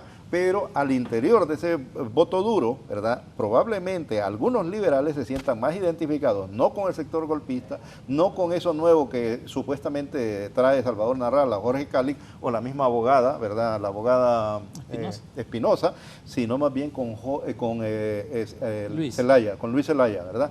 Y si hay una buena agrupación, él puede liderar eso y decir, yo me separo, no voy a apoyar esa coalición que va a surgir de ahí, sino que vamos a apoyar. Pero Luis Zelaya en este momento no tiene opciones, no hay ambiente para él. La estructura que él lo apoyaba, anteriormente, está con Maribel Espinosa. No.